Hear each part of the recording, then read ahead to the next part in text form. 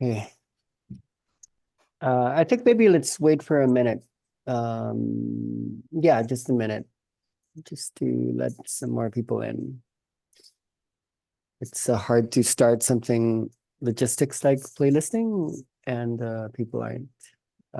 Yeah, like that people would come in. So maybe just if you guys could wait for a couple of seconds or a minute. Sure, sure.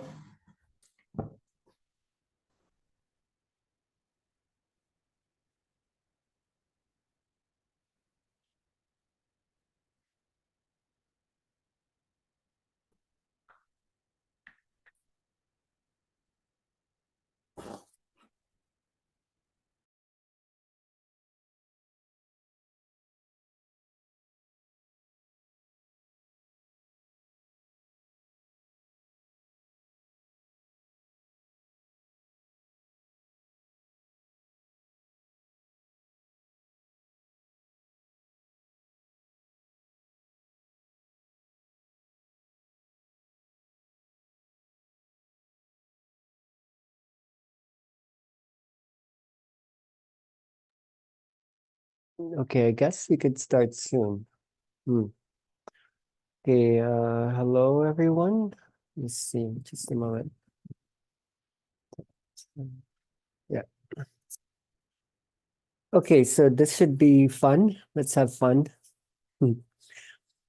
Um, so we're gonna do this slow and hope to extend our conversations and playlisting throughout the rest of the year and maybe even into the next years. Let's keep this lively. So in case there are questions, ideas, in this group, it would be Helan, who has maybe the most other experience in playlisting. Then, yeah, like he can just come in at any point and contribute. So I wanted to take it really slow because I think if you hurry things up, it's hard to either relate the techniques to what we're studying. We also want to give it a lot more time because the actual choices and options, they're just so plentiful that it's easy to get lost if you either accumulate too much too fast. There has to be a growth process. Mostly, you don't really teach your mind how to conduct music in the spiritual and healing journey. It's a lot of it's intuitive. Your body just starts to know exactly what to do. So your mind's very few times would your mind be thinking about this. Once you train your body would just know, and the body just becomes an extension of the energy. Um, I want to give a little bit of a backdrop. Like what is a playlist? Why is a playlist? How is a playlist happening? Um, let's see. I'll just share the screen just so we have some references. Um, so let's go back to the Life 1A website.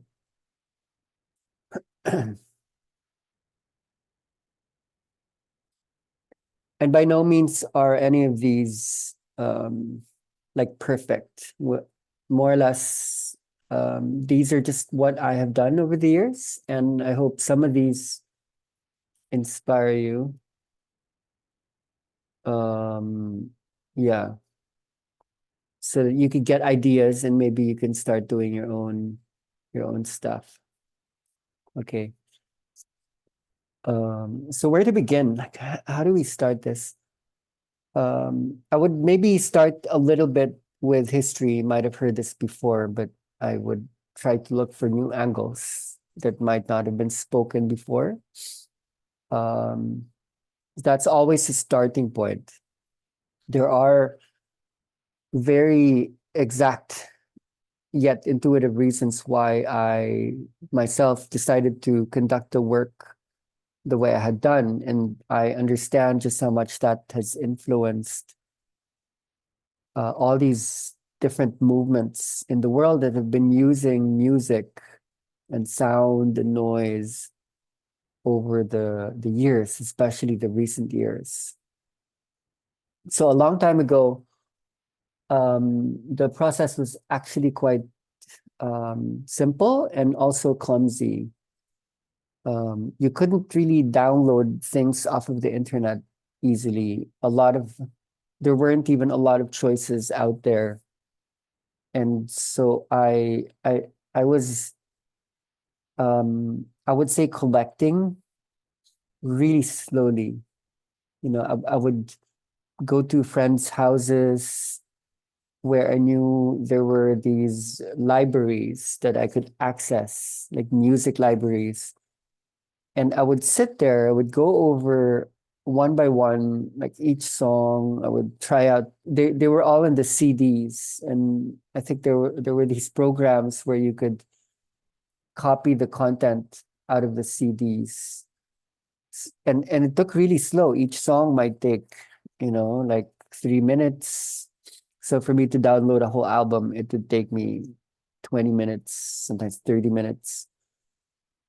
So building the initial inner dance playlist, say, were we to look at this, um, building the first songs, the first 30 to 50 main inner dance songs, that took more than a couple of years, actually. When you look at the timeline, let's say starting things out, when I started out, my brother had put in all these songs inside this iPod that my mother had gifted me. And there were usable songs there, probably from the original Inner Dance playlists. There were about maybe five, maybe seven, not too many. And the rest would come from this painstaking, super slow collection or creation of a library. So that was a really special time because of the slowness, because there was no Spotify, there are no downloaders. I had to really slowly use my body wisdom, my intuition to understand, like, okay, is this one going to work? And considering the old laptops, we didn't have these 1 terabyte gigabytes in like as a memory, internal memory. Just gonna blow my nose. Then I had to choose really well. And by the time I would transfer that to my iPod, which is the main tool I was using, I also had to be quite conscious of the amount of songs that would fit in. So for that reason, I had to start out quite conservative. And that's why I was just using about 50.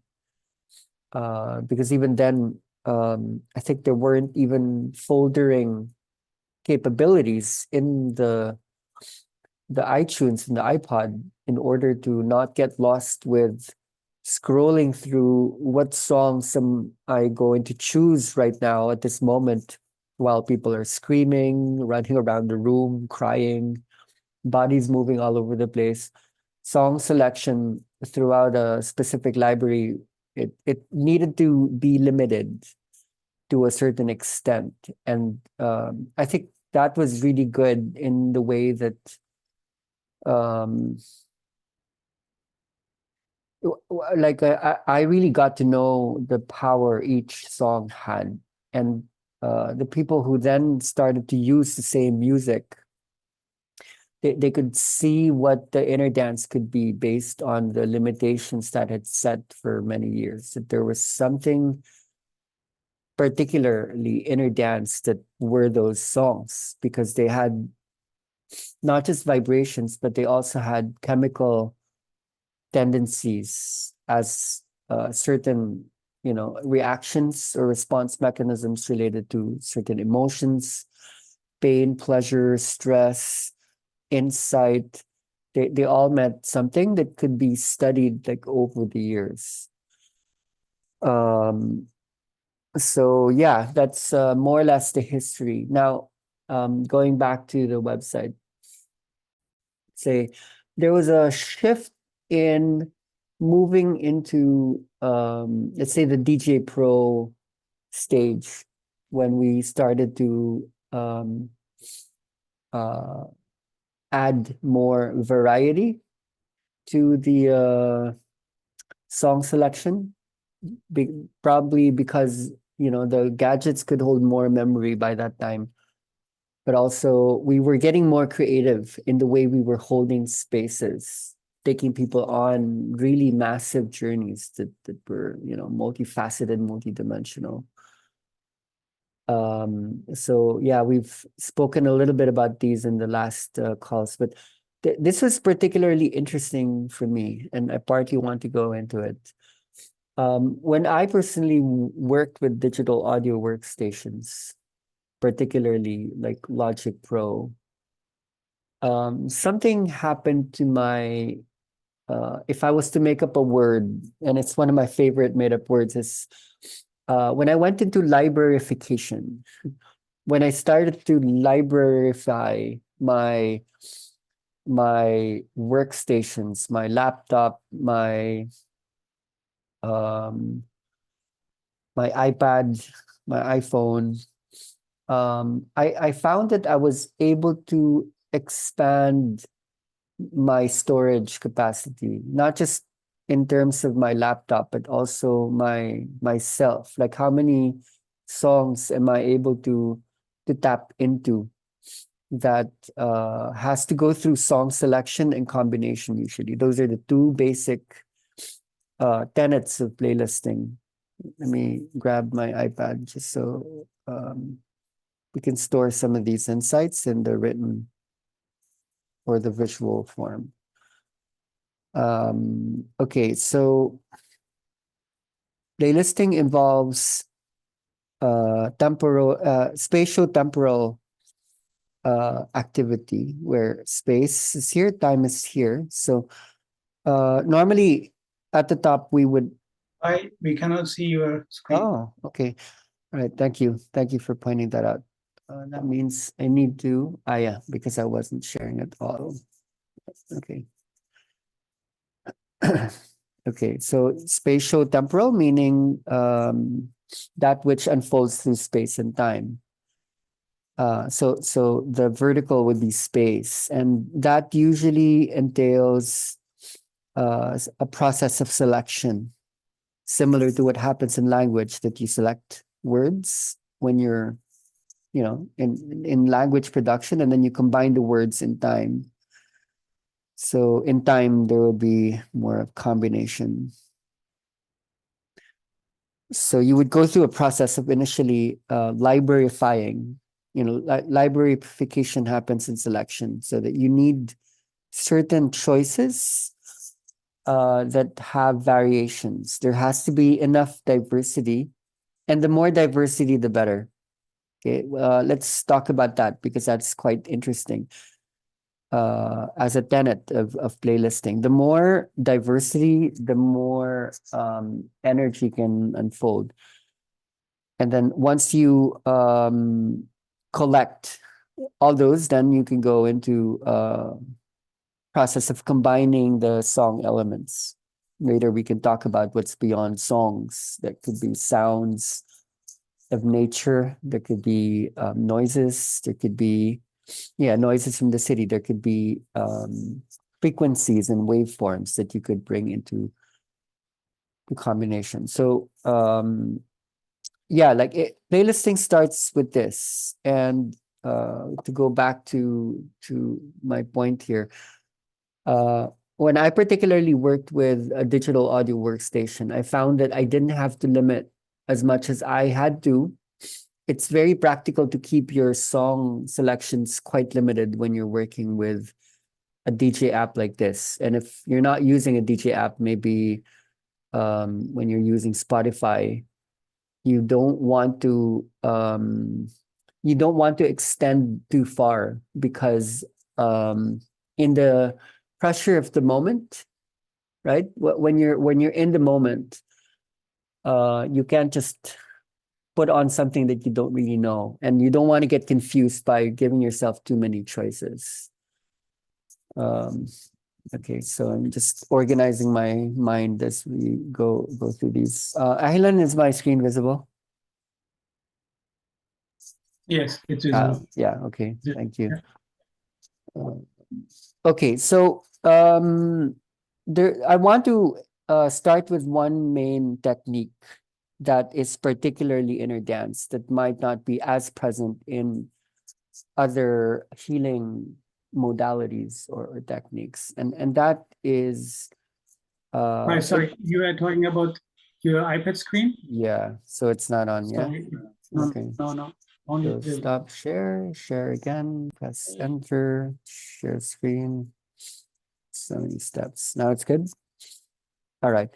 So something happens between these two, like selection and combination. There's like a medium or a mediation that happens between these two, and the mediator is it's called switching. There's something about the activity or the technique of switching between systems. Could be switching between songs, could be switching between energies. That is uh, inner dance specific. Okay, so it could be switching between songs, switching between genres, switching between energies that are very important in the inner dance process. Could even be switching between information um, categories or information types. Uh, that is what inner dance is. Like a lot of people would like to just look for one-to-one correspondences where, okay, is it one particular song that does it? Or is it like one type of music, certain type of energy, certain type of information? In inner dance, the process actually works because of the process of switching. It's the movement, it's the dance between the different, say, points in a network. Let's say you had a whole network. Inner dance is like the movement that connects like certain points in a network, you know. It might look really, really messy until suddenly you start to have some sort of pattern arising inside that system.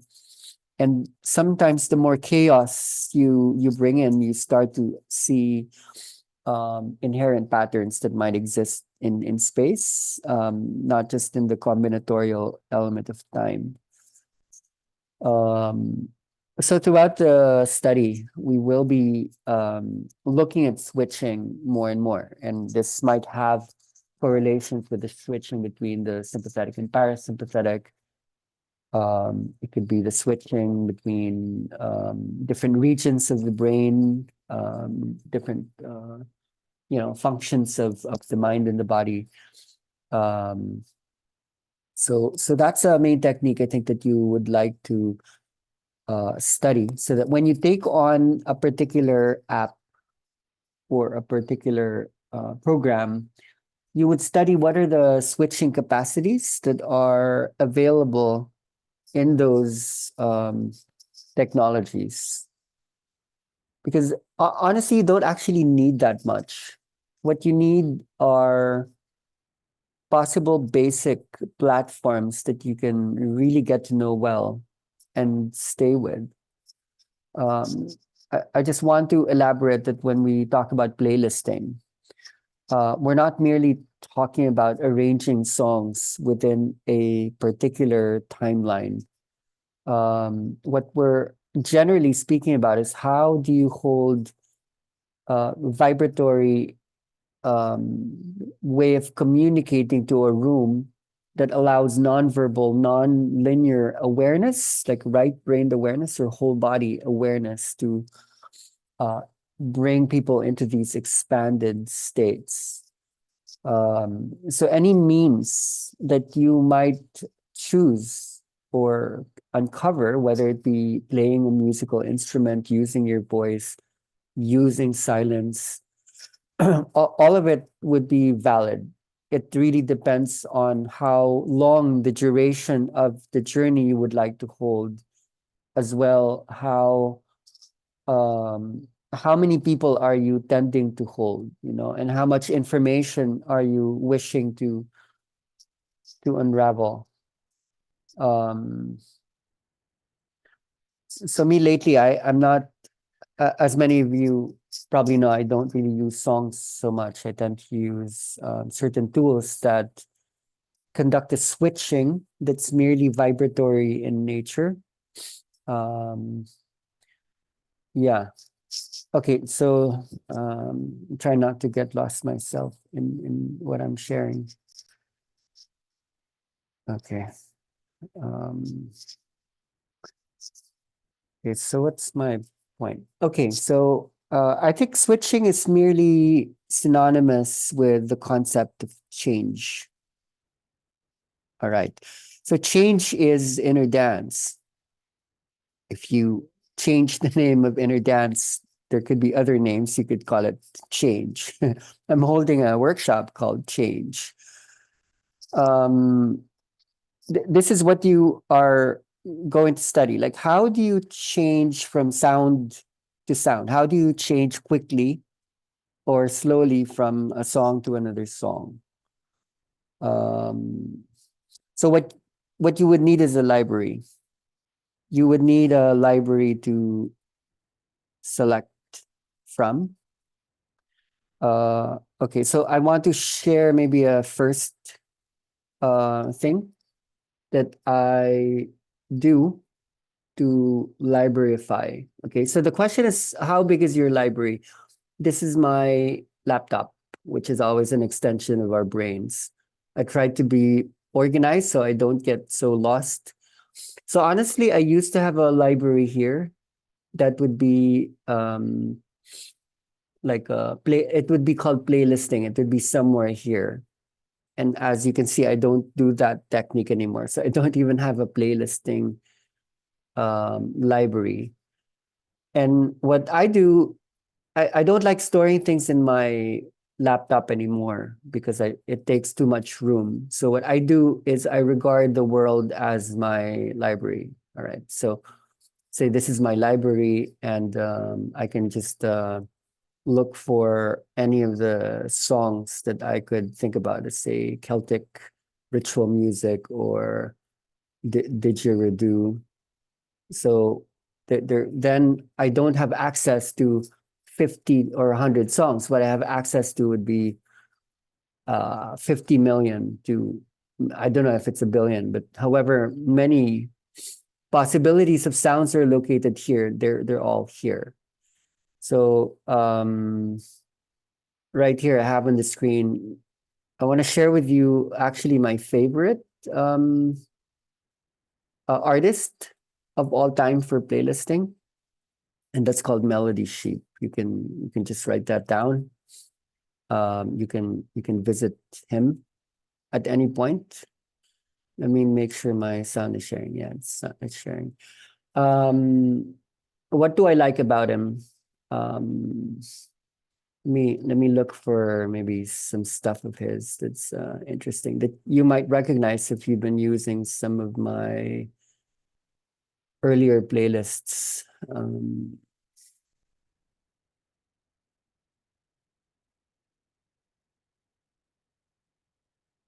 I don't think I have this in a playlist, but maybe we could just watch it together.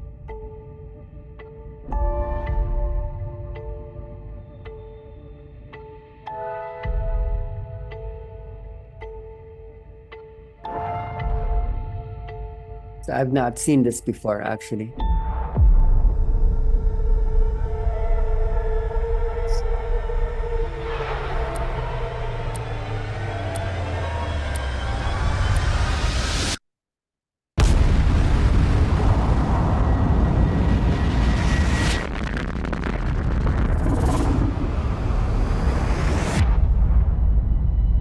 From the primordial cloud of gas and cosmic dust, Gravity forged the stars.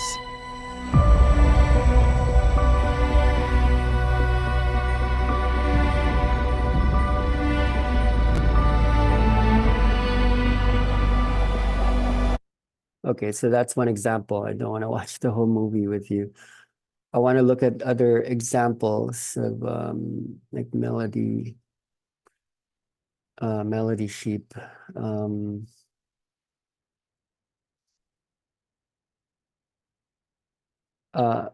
Yeah, I guess you can surmise why I use him. It's because there's a narratology inside his work that allows for massive timescales, so that if I wanted to take people into, let's say, the history, here's one, the history of Earth, the history of the human species, then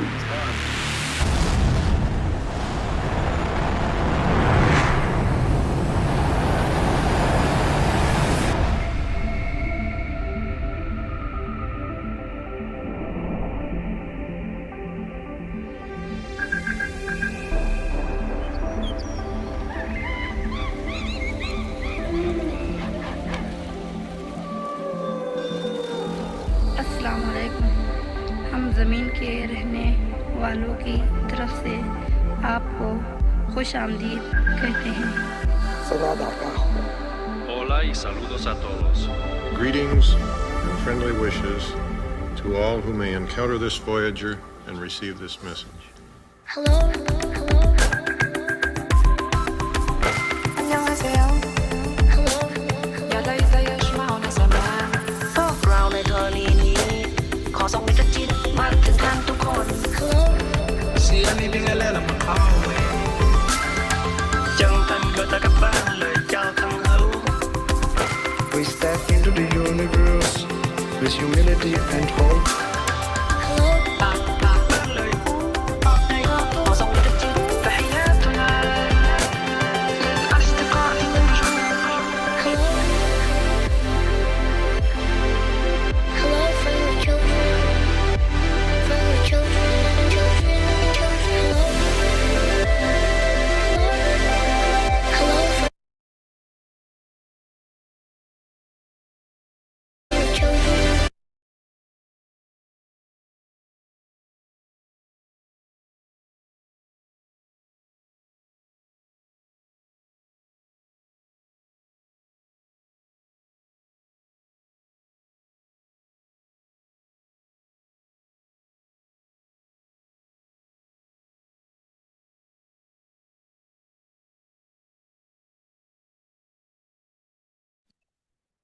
Hi, you're muted.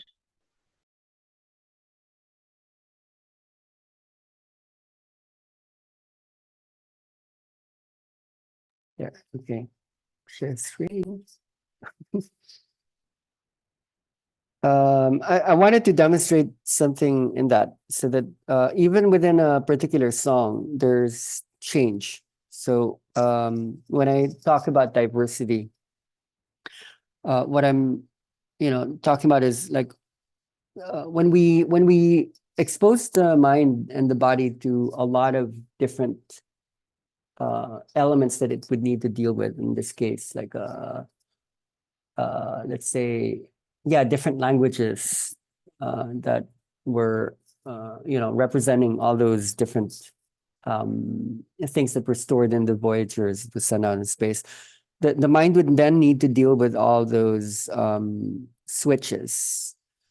So there's so much creativity in doing that, and within that one song, even if you would go through selection and combination, or let's say the body going through it, there's a sense of wholeness that usually guides a good playlist to happen. Meaning, something holds a playlist together usually. And in this case, it could be, for some people, it could very well be, let's say, like an energy. That playlist has an energy, that playlist has an emotion, or that playlist can have an information. And this would probably describe a lot of experiences people have. It's either you experience energy or an emotion, or you experience like insight. You receive a download. You get an information stream. But somehow when you either adopt a particular creation platform, whether it be live or in the studio, uh, very often an energy actually holds a kind of story like in place. So for example, the song that I just shared with you by Melody Sheep, it's called Children of Planet Earth. And for some of you who might have heard it in one of my playlists, it was in a playlist called, I think, Child's Pose. It might have been renamed at one point. And a lot of the sounds and the information and the emotions there had to do with the inner child. And I had no idea that I was going to be using like this one for that playlist. I knew of its existence because I had a library of Melody Sheep in my laptop. I had downloaded as much of his work as I could because I appreciate and love him so much. And because he would have other songs that are related to either warriorship or heroism or going to Mars and so on and so forth. Um, I don't have to go into my brain and think of, okay, like what do I need for my playlist construction? What I'm trying to say here is my brain, my own brain is librarified. Like I actually have an organizational system in my own mind so that I don't separate the extensions of my body. Sometimes my machines, my room, they are part of my extended mind. And when I am constructing a playlist, I'm able to use the same system that I have with when I train, when I hold space, when I conduct the music, live, I also can draw upon things. So I guess to start from really technical terms now, based on what's being given, this is one of my important tools. It's I need to have a kind of video downloader. I started with this one, but this one I use quite often, like maybe remind me later. Yeah, this one I use the most, primarily because I'm able to download so many songs all at once.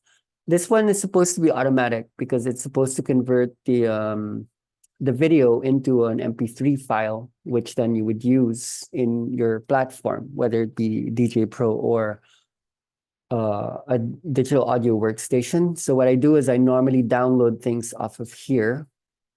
So if you don't know how that works, say I want to time lapse the feature, and then where is that? It's here, and then I would just copy that, and then I would oh, why did I close the app? Okay, so then I would open this one, and then I would just paste the link here, and it would parse it. I need to wait for a little bit, and then once it allows me. If you are really interested in a particular artist and you wanted to do this a little bit quicker, then one technique I would have would be to let's go back to this guy, and then I would just look for a playlist. Let me see. So let's say it plays. We are at a time in history. Wait, how does this work? Not sure how it works, but basically when I find a YouTube playlist, I would copy the address and going here, Okay, so I'm not, let's say I already have that. So let's say I'm overwriting it. Now it's downloading. When I download a playlist, it would download all of the songs in that playlist. So it really saves me a lot of time. And then either I'm using a program that instantaneously makes that into an MP3.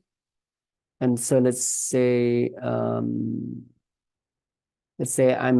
collecting songs here. Let's say is that. So yeah, this is the folder. So let's say that's a playlisting folder. Where did you go? Here. So then it would end up somewhere here. The point I'm trying to make is that I can now extend and expand this so that let's say I have like Indian music there. I have cosmic outer space. Let's say I would have sound effects. And let's say inside sound effects, I would have something like alien sounds or sounds from the city. So in other words, I'm now creating categories in my mind so that as I build on a project or I collect for a particular training, let's say I just want to have a collection, I can now build my collection here.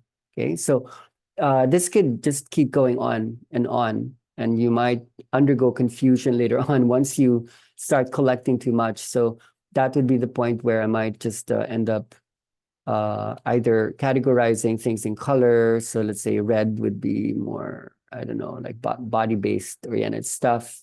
Orange would be emotional. Blue would be, I would just make up different categorizations. So red could be, let's say, very human stuff, things of the world, and cosmic might be more the violet.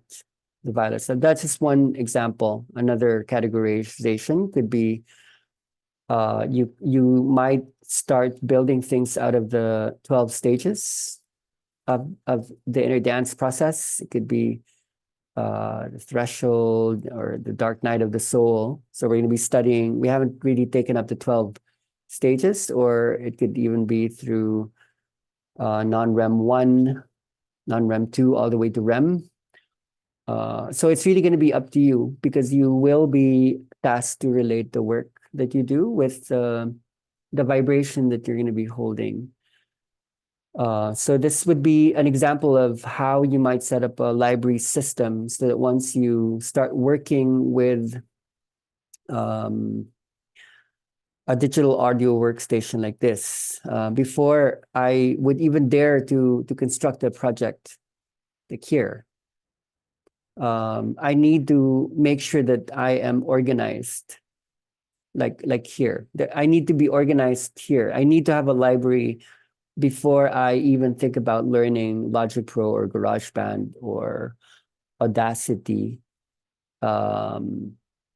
because there are existing libraries inside these programs that would be song-based. They would be either like sound effects or certain rhythms, certain just interesting things, like a baby crying or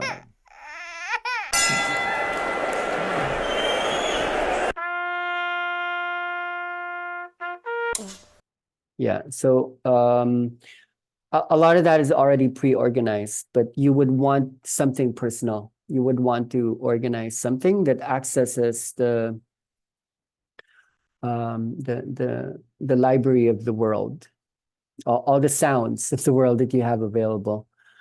So you start with that. That would be, let's say, your cosmic memory, and then this would be your language production unit. If this is all your brain or your body.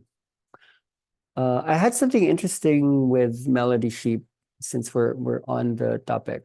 So something I would do, let's say if I was interested in Melody Sheep, I would type artists similar to Melody Sheep. Why would I be doing that? So let's say, okay, I go there and then I check them out. And if I like even one or two songs, I would download a whole playlist. So for me, when I think of Melody Sheep, I'm not thinking of an artist, I'm thinking of a genre. And for me, the genre he belongs in is I mean, what is he anyway? Like Melody Sheep, what is he known for? He's known for something in particular that for me is let's look at his bio.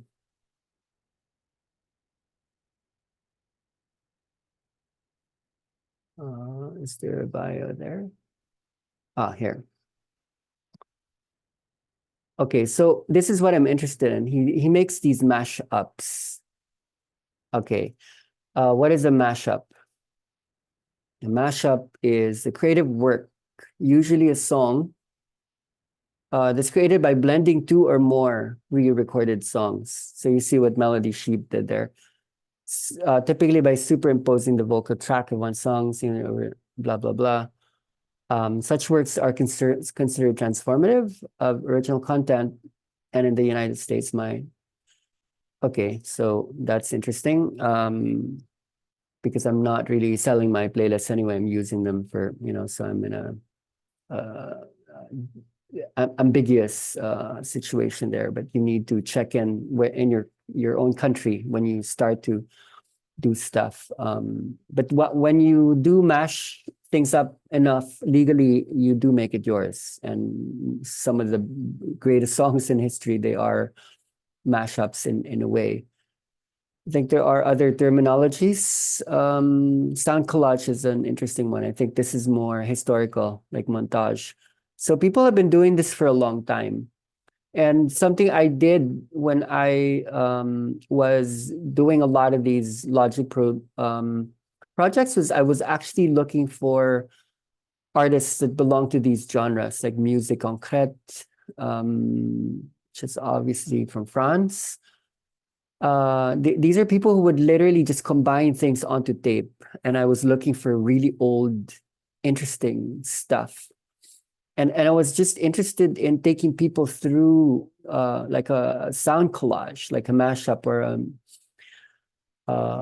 like a time scale. So I remember, wait, just so my iPad would work. I remember, I don't have the project anymore. I think I deleted it, but I remember like a project that I did. It was based on Johannes' voice, talking about like playlisting really deeply. And I looked for like time scale type songs that are I don't remember what I did, but I think I looked for, let's say, one song that took the listener either I think 7 or 10 minutes through the whole history of classical music. So I did that, and then I took like another song that was the whole history of like pop music, and then yeah, I was just doing stuff like that. I don't remember what else I did, but there were so many time scales in this one playlist that in the span of an hour, what it was doing was it was taking people through the history. Like each single song was basically the history of everything. And because these musics were present throughout the history of the world, they record the vibration or the energy of the world. I was very, very interested in that. So I just wanted to share this concept of the mashup, so that even when you go into song selection, it was the French, right? When you go to song selection, what you can do is you can go into songs that have so many selections in them. Like I wasn't interested in the the normal songs that were just one song at a time. I was actually interested in well, like the modern this shouldn't really be the, but let's say Melody Sheep, and basically when you open Melody Sheep, you might get other suggestions that are like Melody Sheep of people doing like science-based with super spiritual going head to head with each other, like combining with each other. So that's one particular technique that I enjoy, and if I was doing uh like yeah, like using Logic Pro, that's something I would probably go back to. So if I showed you my folders and I hadn't deleted all my music, this is probably what you'd find. Like I had music concrete, I had like mashups, I had a Melody Sheep folder just by himself. And they are all organized under this playlisting. If you weren't categorizing things based on inner dance terminologies, then you can just generalize things that would be easy. So let's say I have spiritual stuff there, and inside the spiritual stuff, maybe I have like chants, for example. So I put them inside here. So now it's inside there alongside singing bowl music and so on and so forth. Just so you're not getting lost. Because totally when you're starting to construct these creations, it's going to take you time. It might take you, for me, maybe one of these might take 2 days to build. Like let's say I would start with something that inspires me, and that's usually like the introduction.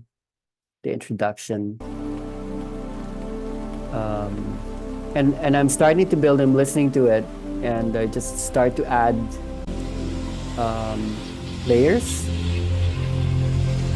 So here's where I'm starting to change the energy, which is to describe the art of switching.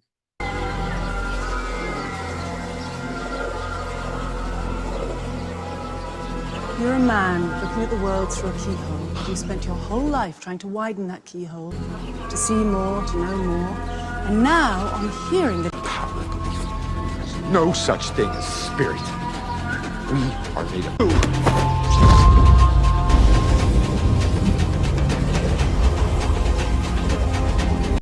Yeah, I don't think I was actually quite clear about what I wanted to do here. I probably was inspired by this Doctor Strange movie clip.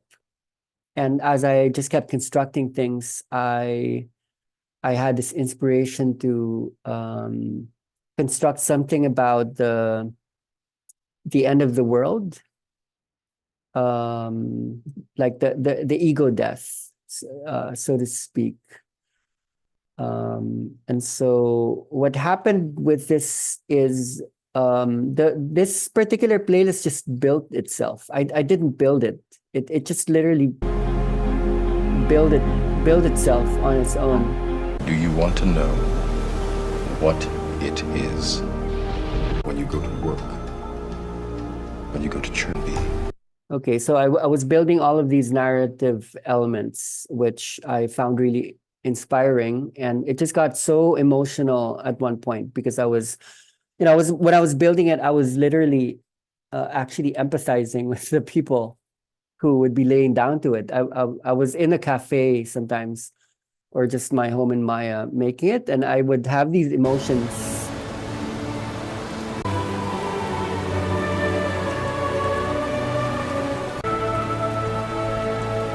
So I then would just keep adding more and more layers based on, because now I have a theme. Like let's say the end of the world. So like now I have this in the backdrop.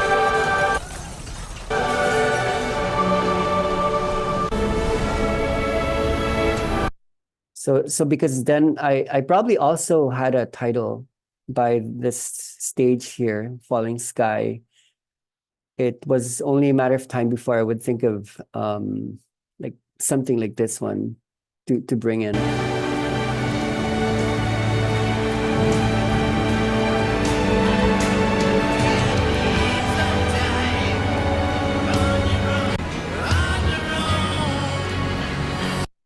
So, it's like I didn't need to go into my thinking space. It was purely my feeling space and going through all of my, let's say, childhood memories. This one just naturally jumps up. It's not even like a choice. It's like I need to do this. So obviously I don't have a copy of Guns N' Roses November Rain in my laptop. I had not heard of Bergerson. This artist is just so amazing. That's really just from my shopping around, and probably because I had libraries. Like I had one that said like inspirational, or it could be sad or whatnot. So yeah, it's like you're actually creating your own mashup here, right? You're doing your own mashup, and you can either take other mashups if you are interested in that, but you're still going into the art of mashing up, and whether you're doing that in Spotify or DJ Pro, it's still going to be the same. So yeah, like changing the energy in that way. This is what I would do if I was changing the energy through songs. All right, so say let's go to Ableton. Here I'm presenting like another digital audio workstation that has different librarification possibility. Let's say I had acquired this plugin. A plugin is basically like a program that you can purchase from an external source. This one I think was by who makes Microtonic? I forget. Who made this? Anyway, later on. So I could choose an energy, and for me, like that's an energy. Something I acquired I think 2 months ago that I had not opened. I just opened it last week. It's this one. So I want to give an example of how libraries actually also are happening here. So this is, let's say, my library of instruments and sounds. A lot of them came with the platform. Each of these are actual instruments. These are instruments that create their own sounds. And as you can see here, I don't know if you can read the small letters. If you're in your phone, you probably won't. This says delta, theta, alpha, mu, beta, gamma, and high oscillating frequencies. So I did that because there are 7 colors, and I can categorize them accordingly. So I would know where to find them. Same with the song categorization. I need to know where everything is, so that when I am constructing something, I literally would just drag and drop like an instrument towards here, say that's like an instrument. But I wanted to show you some plugins. So, like there are free plugins. There's actually quite a lot of amazing free plugins that you can get.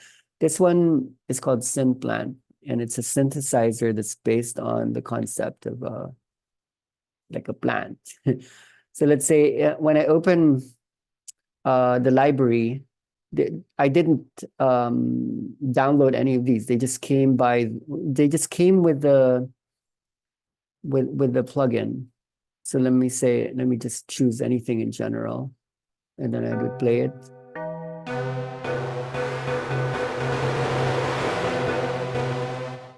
So that's like a sound, and were I to look for another sound,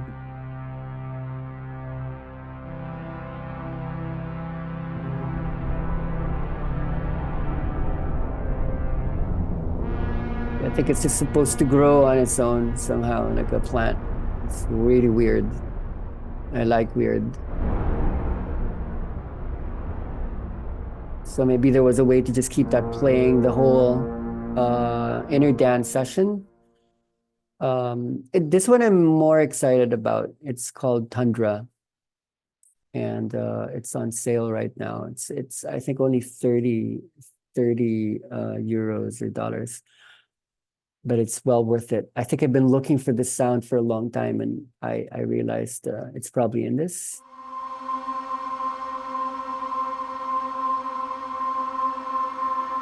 It's very ambient. It's very mountainous, or majestic, or it's very soundtracky.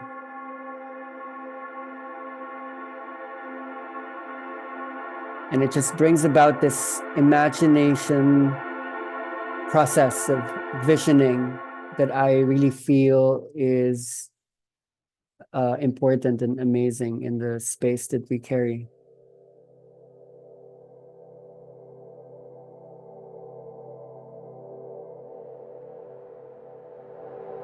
I've not actually played with this so much yet because I've been busy, but yeah, I'm excited to just look at it.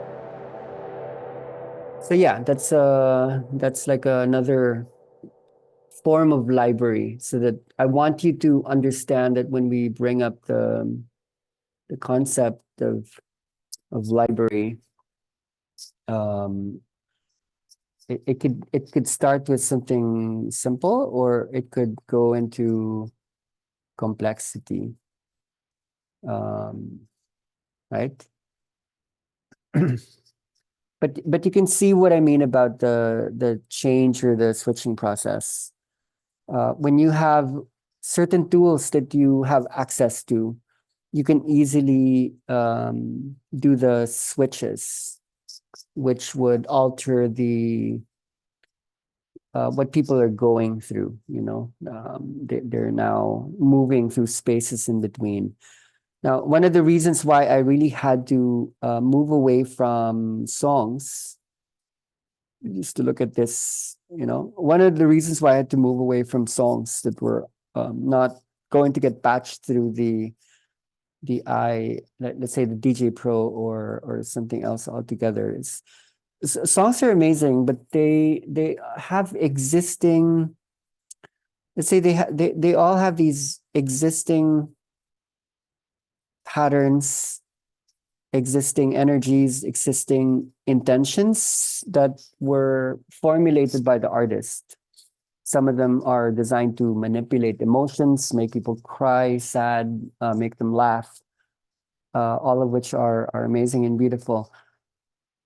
It's just that when you're holding the space in like an inner dance setting, the change is wanting to happen. You can literally feel it when you're there. You're in that situation, and you are sensing, okay, there are changes, not even just to these two energies, information and information.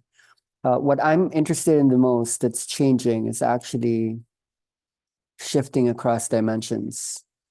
I'm really interested in dimensional switch, from the third to the fourth, to the second to 0.0 dimension, dimension 0, dimension 6, dimension 7. And when I was working with songs that had existing patterns, I was unable to perform the depth that I would feel is often there, especially when people are vibing with specific emotion, and an emotion can start to loop where people just cry over and over about the same memory, switching them into a dimension where they can see the life experience from different angles of vision. A dimensional shift is interesting there. So in the past, what we would do is we would alter a song so that, let's say, familiar patterns would then give way to unfamiliar ones, therefore allowing people to access memories and feelings that they are needing to go into. So that is the power that songs do have, that there are, let's say, at least memories associated with certain songs that they might have taken in when they were, younger. Since that when you are like accessing other dimensions, you will be looking for either songs that are unfamiliar, or you might even leave songs at one point altogether. If you are, what they meant, it depends on what dimension you're taking them to. So there is no judgment as to, okay, do I use songs or not? It really depends on your intention. Like, where do you want to bring people to? Is it the cosmos? Is it beyond people's childhood memories? Is it like to tap into resources that they have not yet been to? Is it the ancestors and so on and so forth? Okay, so let's see. I'm interested in, let's say, moving into my, let's say, my phone. Wait, I'm pretty sure it's sharing the sound. So I hope this works. I was playing around with my phone earlier. The apps in my iPad aren't working so well. Okay, so I could open this. This is easy enough to talk about in the long term, so I don't want to go into the noise app just yet, primarily because there are considerations to be looked at with the creator of the app before we look at that. I want to just go into maybe something a lot simpler, which should be these synthesizer applications. And I wanted to go more into principles, and I would just open the space for questions after this, or insights and other contributions by other inner dance experienced space holders who've been using apps. So this has its own library. It's right here. So let's say what I'm looking for is a pad. A pad is just something more soothing.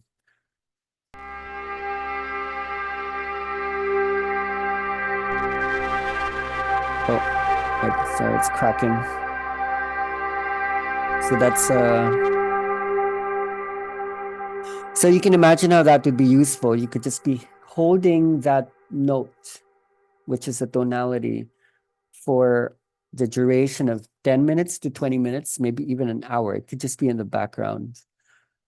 And then let's say, let me open this particular one. It's just a basic drum machine.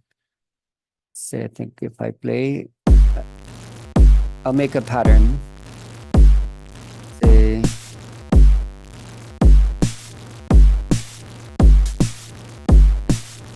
I don't even know what I'm doing, let's say. I'm just doing stuff automatically.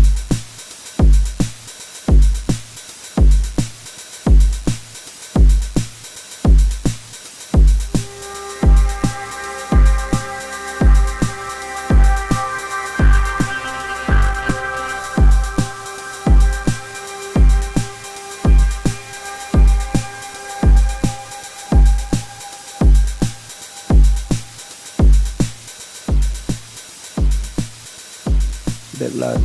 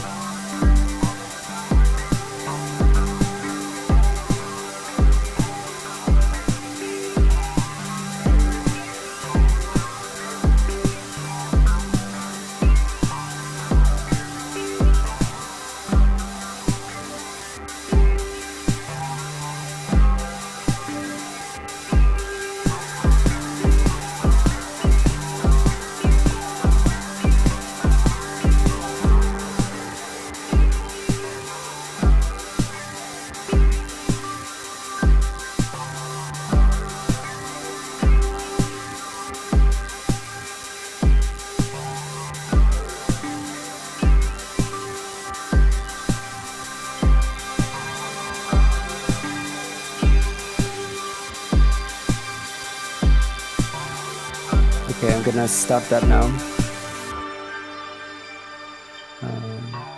Wait, what is...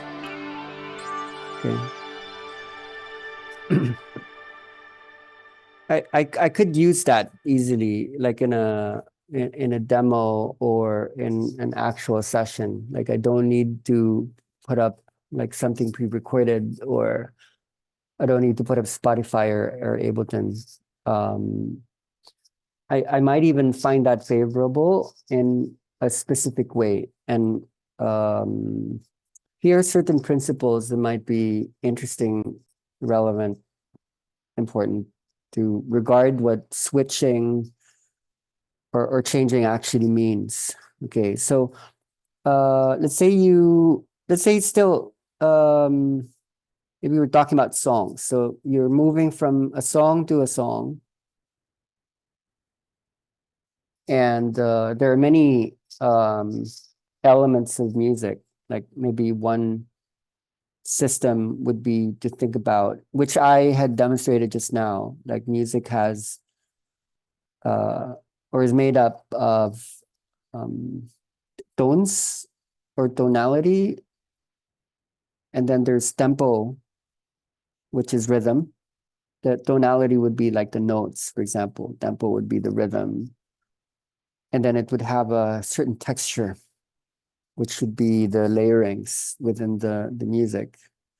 So when you move to another song, there would then be like these three again, but you would have shifted the tonality, the tempo, and the texture like in the song. And that seems to our observations for so many years now, that seems to have these corresponding effects in the heart rate, the brain waves, the activations of neural oscillations, endocrine system release of hormones, neurotransmitter production and release, and so on and so forth. A lot of which we're going to be studying through the year. So that's what inner dance is based on, technique-wise, which has implications in medicine, in learning, because then we're beginning to understand how mind shifts from word to word, image to image, sound to sound, how we make decisions in the space in between. So one technique, or one set of techniques actually in playlisting that I consider, whether it be in the Logic Pro arena or DJ Pro, or just some of these things that I'm demonstrating, there are stages in the switching process. Let's say what we're actually talking about is the switching. Do you switch randomly? Like, what's the whole basis for switching? The first stage I would say is the introduction. Okay, so you give them a particular sound, which could either have its own tonality, its own tempo, and its texture. So when you introduce a sound to a person, then it would need to be introduced in a way. And when the sound is new, it's like meeting a new person or meeting a new concept. There will be the change happening. Okay, there will be the shift. So the second stage, I would say, in the process would be, I don't have a better word for it, so I'm sorry if it's like an expensive English word, but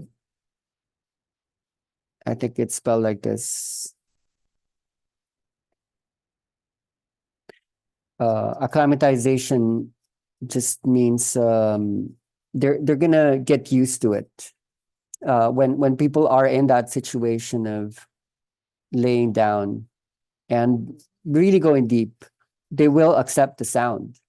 That's the whole point. You know, we are allowing people to surrender to what is happening, that is synchronic, that is guided, that is happening in a basis of trust.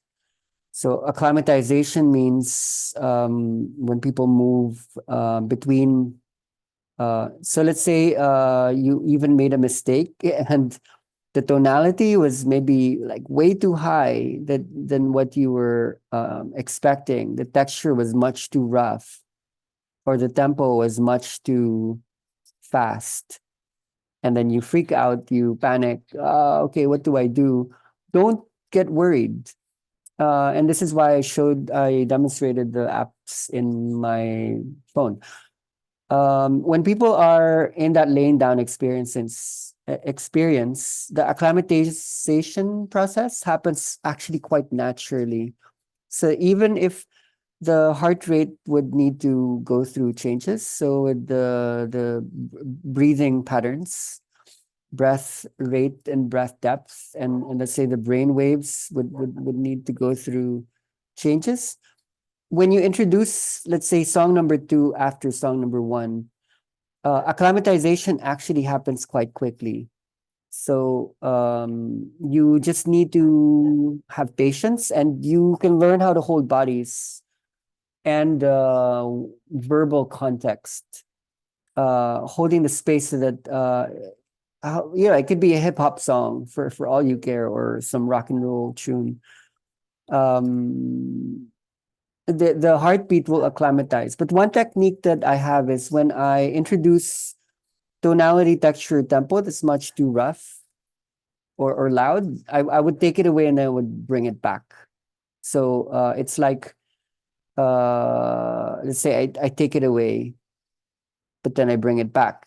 Then I take it away and then I bring it back. They take it away, bring it back. And then next thing you know, true acclimatization would begin to happen. So the third stage then would be called stabilization. So meaning you leave it there. There's something here that's almost like wave-like. It's oscillatory, which means it goes up and down. So introduction would mean maybe start out here, this point here, and then you're still introducing here, and then let's say you take it away and then you bring it back, and then people would get used to becoming more of that wave. So let's say you dare to change that wave somewhere in the middle, and the wave starts to look like this, and then the waves start to look like that.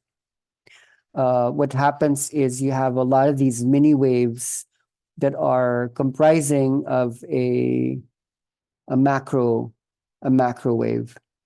Okay, until the body naturally does that. So there's this switching then would mean because mostly when people do come, they are actually stable. And when you introduce something, an introduction actually connotes destabilization, like in a way. So that you could further go into this, bringing them back into a higher or deeper stability, like later on, maybe number 10, number 12. So that's something you would study. That when you take in like the structure of music, you're taking in as well the structure of how the brain, the heart, the breath, and the whole body functions. So I thought that could be interesting to bring up. Okay, so I think that's actually a lot for playlisting basics. I don't know if you were expecting that we'd go into the actual programs. I would rather that we discuss each app later on, one by one, like the Noise app, the DJ Pro, Logic Pro, and this could be held by some of our global experts. Right now, because we are in the integration and rest month, I would rather that you take the process as slow as possible and really organize, whether it be like, are you okay with your existing workstation? Could be talking about what you're going to be using, your tools, because if you really want to do your work well, it's really good to have tools that won't break down, that have memory capacity and are fast enough to handle information flow. If you are going to be a creator, otherwise then you could just rely on the creation of others you would still study because it's good to understand like how did these get made. So I was feeling maybe librarification might be good for you, for some of you to start out with before you jump into apps, because the libraries, whether it be sounds, frequencies, or music or songs, they are applicable to so many apps as well. Okay. Right. So yeah, I would love to just open the space for questions, for ideas, for contributions. Yeah, what triggers you, triggers your interest like today?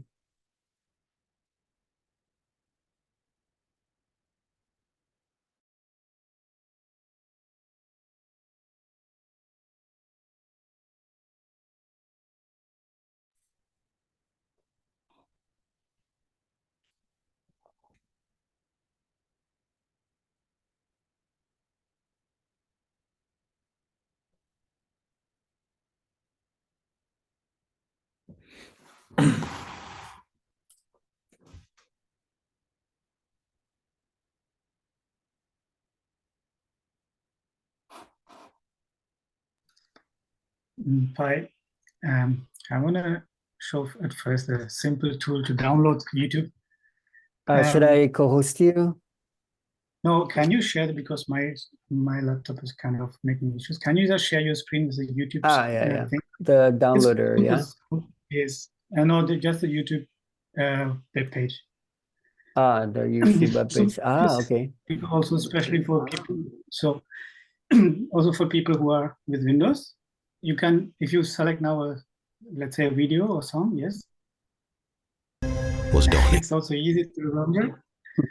And if you go now in the address bar. Oh, sorry, no, not that address bar here. No, up there, one up, there. And yes, type behind the YouTube. What? Just after the YouTube, before the com. After the com, like here. No, before the com. After YouTube. Before the dot. Yeah, exactly. Just type pi, P-I. What the hell? And? Yeah, and return. What are you saying? Yeah, try it. Now you can. This is too much. Yeah, okay. Okay, so that's cool. So you don't even need to buy that thing. And this is free, and right? It's free, and you can click on audio, then you can only get the audio downloaded. This is insane. This is beautiful. Yes. It's amazing. And it's super simple to remember for our dances. So this is how you've been doing it, right? Yes, exactly. Okay. All right. Maybe, okay, while you're here talking, could you give some advice on your own journey of how did you start out as a sort of playlister, and like what is it like to move into other systems? Just so maybe we can pick up certain things there. And what's the difference in the feedbacks inside your body and then the feedbacks of the people? Like, was there a switch in the actual thing we call in inner dance? Yeah. So first of all, playlisting is something I was keeping myself a bit distance to it. It took some time for me to go into the playlisting, even though I was facilitating and I was using existing playlists. So that was my first move into the inner dance, to facilitate. So I was using existing playlists and then slowly coming and adding little noise, using my noise. So it's already opening a little bit of the trust to go into how to playlist or how to even, let's say, if you're in a space and there are people coming and you go through the process of introduction and all those stages. At some point, you also want to, some of the playlists are already pre-produced and it's perfectly working, but also if you want to, let's say, add something to it, then you have the possibility either to use my noise or at the moment, we are still talking with the producer of the my noise, but also you can use the DJ app to modify the sound, and you can slow it down, you can speed it up, or you can even add some echoes on the while live playlisting. So with the DJ app already, I started to create my library, and I was really like organizing my library very much from a headspace and trying to organize it like, okay, categorize it, and it would maybe take 3 months, and I would reorganize. I would throw everything away and reorganize it again. It's and like throw everything you're again. doing it in a German way. Yes, yeah. And then once I came to Maya, Pi told me it's about the body. The body remembers when you're organizing, like when you playlisting. Yeah, if you use like a plugin, it's the body is learning how to use it. Body is learning, and this was something really important for me to allow the body to allow the hands to move over the gadgets, over the buttons and everything. So it was a very helpful tip, so that even organizing the sounds became suddenly a completely different way. Yeah, and that was a really helpful tip at that time for me. And this also shifted for me the trust I could gain to so like before that I was really taking baby steps toward creating my own playlist or even live playlisting. But after experiencing this, it was a completely different process. Yeah, and what I personally also like a lot is to collect sounds in the environment where I'm at. Like if I am, so this was one experience we had. It was when I was in Finland with Noha and Italy and Johanna. We used at that time some sauna sounds there. And so Finland is known for sauna, and there is a big history. And but we didn't know why we used the sound. We just used it because we were also using saunas at the time in some of the sessions. And when this after the session, people came back and they could really recognize the sound, and they went into a history of family history. And because every family has a sauna, and it's actually a meeting point for all the family to come together and to meet and to talk. So there was just the sound. Maybe if you would play it, let's say in Sri Lanka or in Philippines, people not even recognize this as a sauna sound. But in the Philippines, it has created such a deep journey, and that somehow inspired me to collect the data, like the voices and sounds from the location where I go. You know what I like about that idea is it helps us to build a relationship with the earth, the sounds of the earth. So it's not about inner dance anymore. It's like life and inner dance just become so intertwined. Yeah. That's I think when you introduced once then the womb room with the heartbeat and the whales, that's really when we, like before that we were so I think you've seen this while Pi was showing our website, the Life 1A, that there was a change of the playlisting type when we went from DJ Pro to Deep Story, and you can so that's where we introduced also sounds like heartbeats or even whale songs, like planetary cosmic sounds or human sounds, and this has created a completely different journeys into dimensionality. That I remember for me, it was like at the beginning when I was listening to One Room, I call it, I was passing out. Like it really felt like I would listen to it and I would come back and I didn't know where I went. I didn't know how long. And so this this was not happening before. Before I was very much into body-based movement. So that was a completely different shift to the sounds. And yeah, so collecting sounds, it's a funny thing. It can be really fun, and also again categorizing and librarization so that you can select.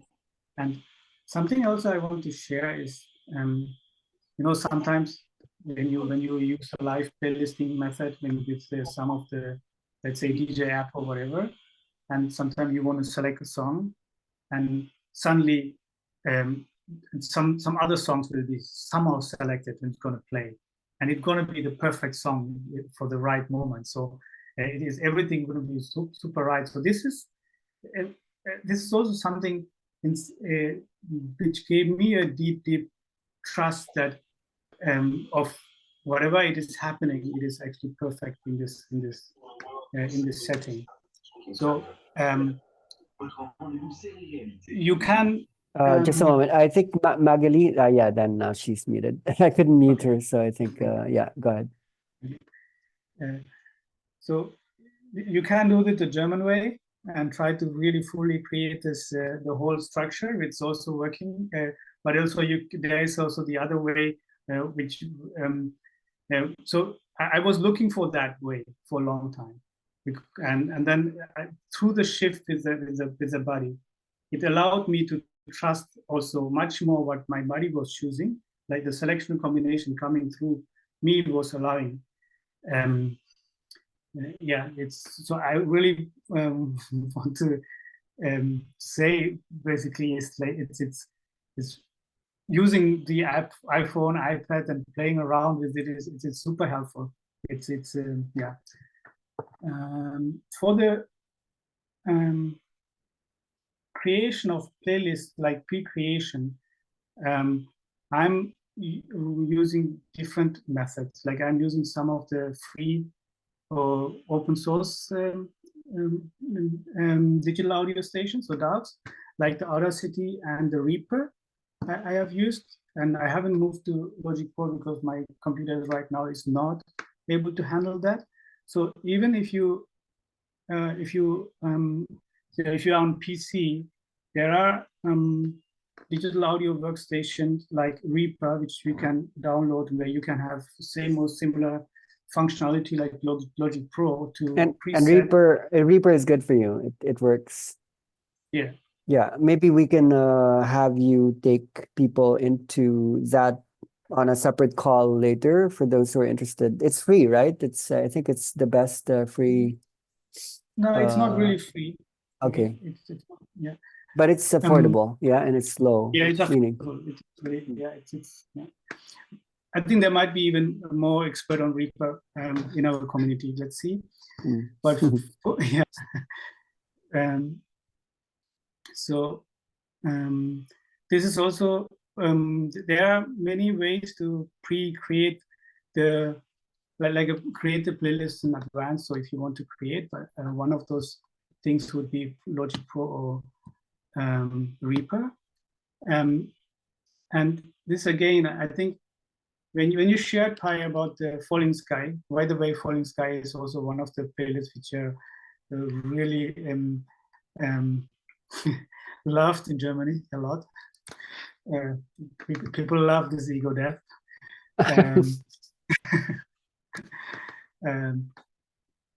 So it was interesting to listen to you when you shared, like, okay, even the name came along the line, and also it was created.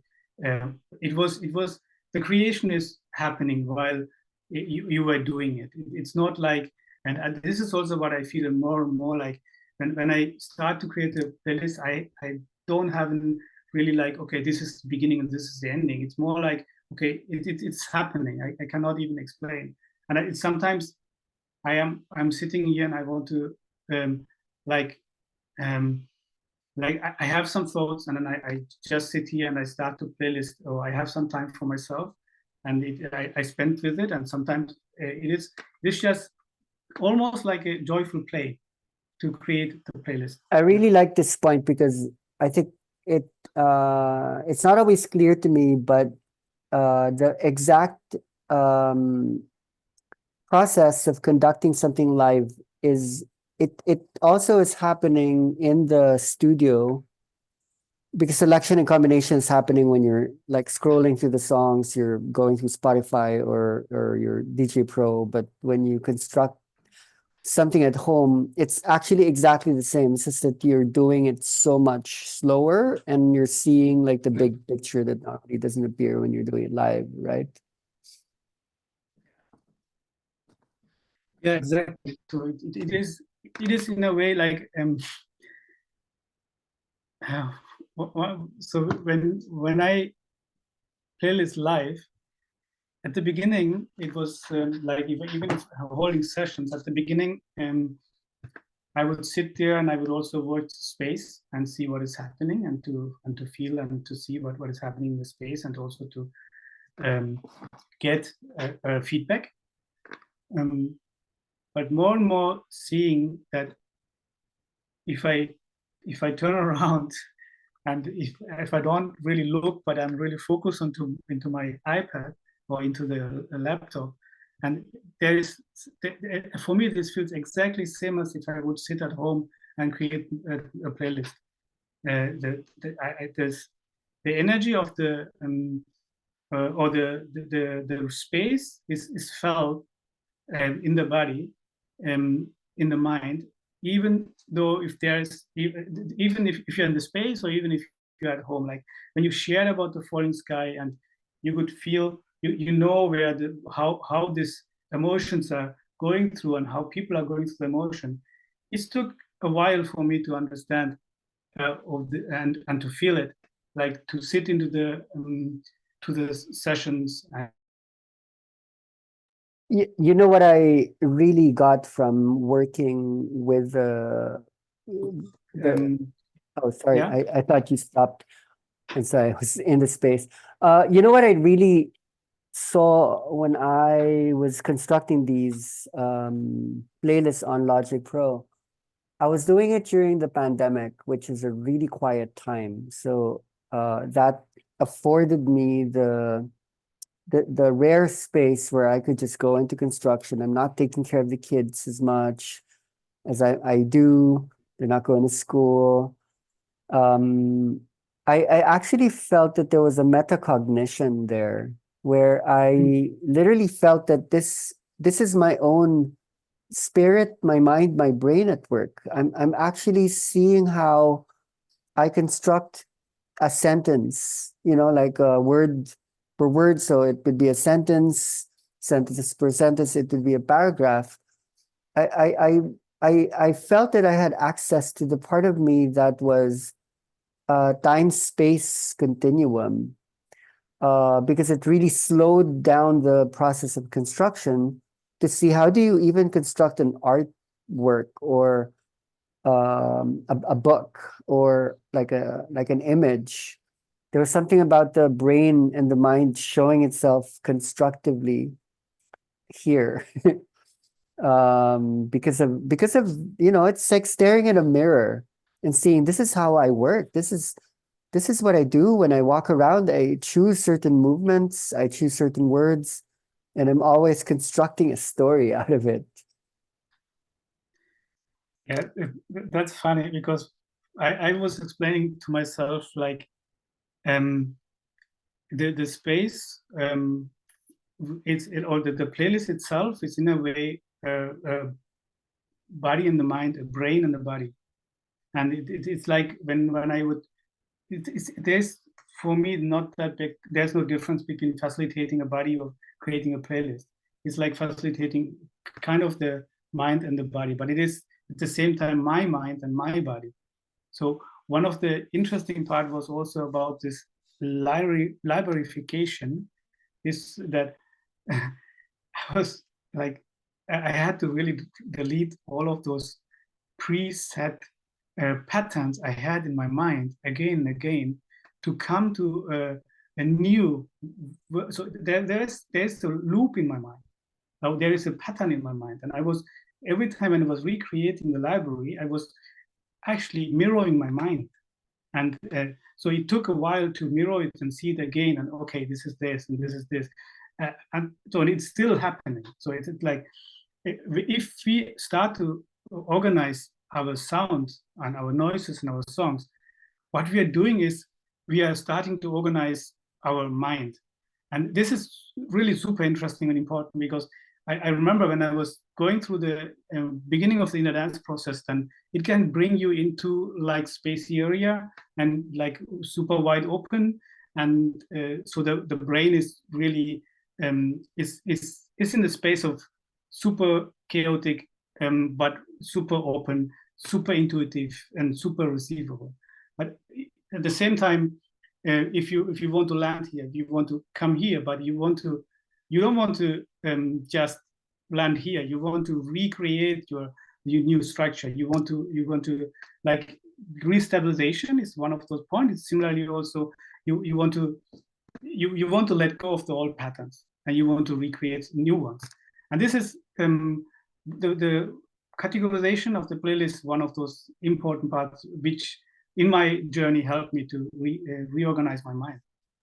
Exactly. Actually, like my whole training process online and then now in Maya, the whole deal really needed like a very strict like Germanizing. I had to really Germanize my mind because I was so inner dancey and I could draw from so many sources all at once, but it needed some kind of structure, especially when you're conducting a training and people are coming for like 5 days, 10 days, 15 days, like a whole year of going through material.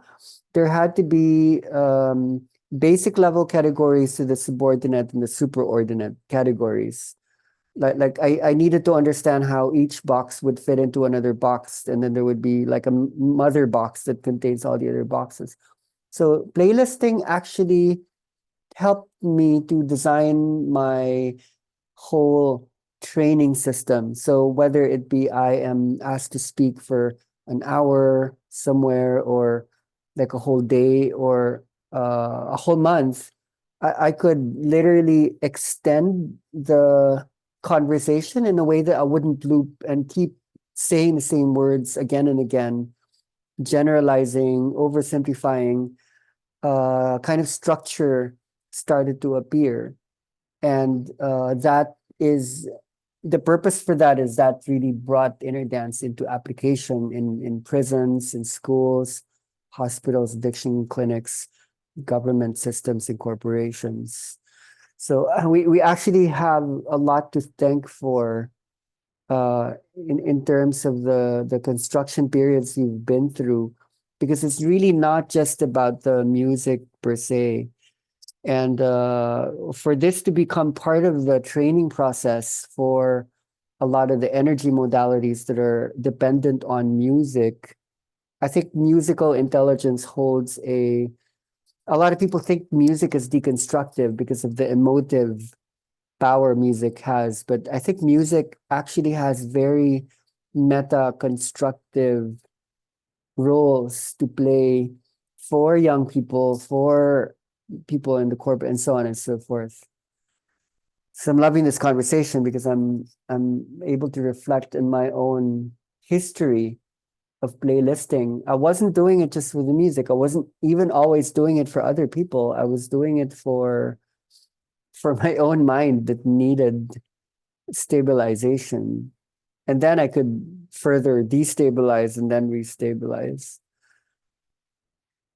Okay, so we have a really amazing group here. People have been experimenting on their own with constructions. Could be interesting to hear from them. As well, if anyone has a question that's arisen through the conversation, you can also just throw it out there and then we can work on that. Or insights, ideas. We have Fanny and we have Mario. Antonella as well has made playlists. Fanny, Mario, do you want to share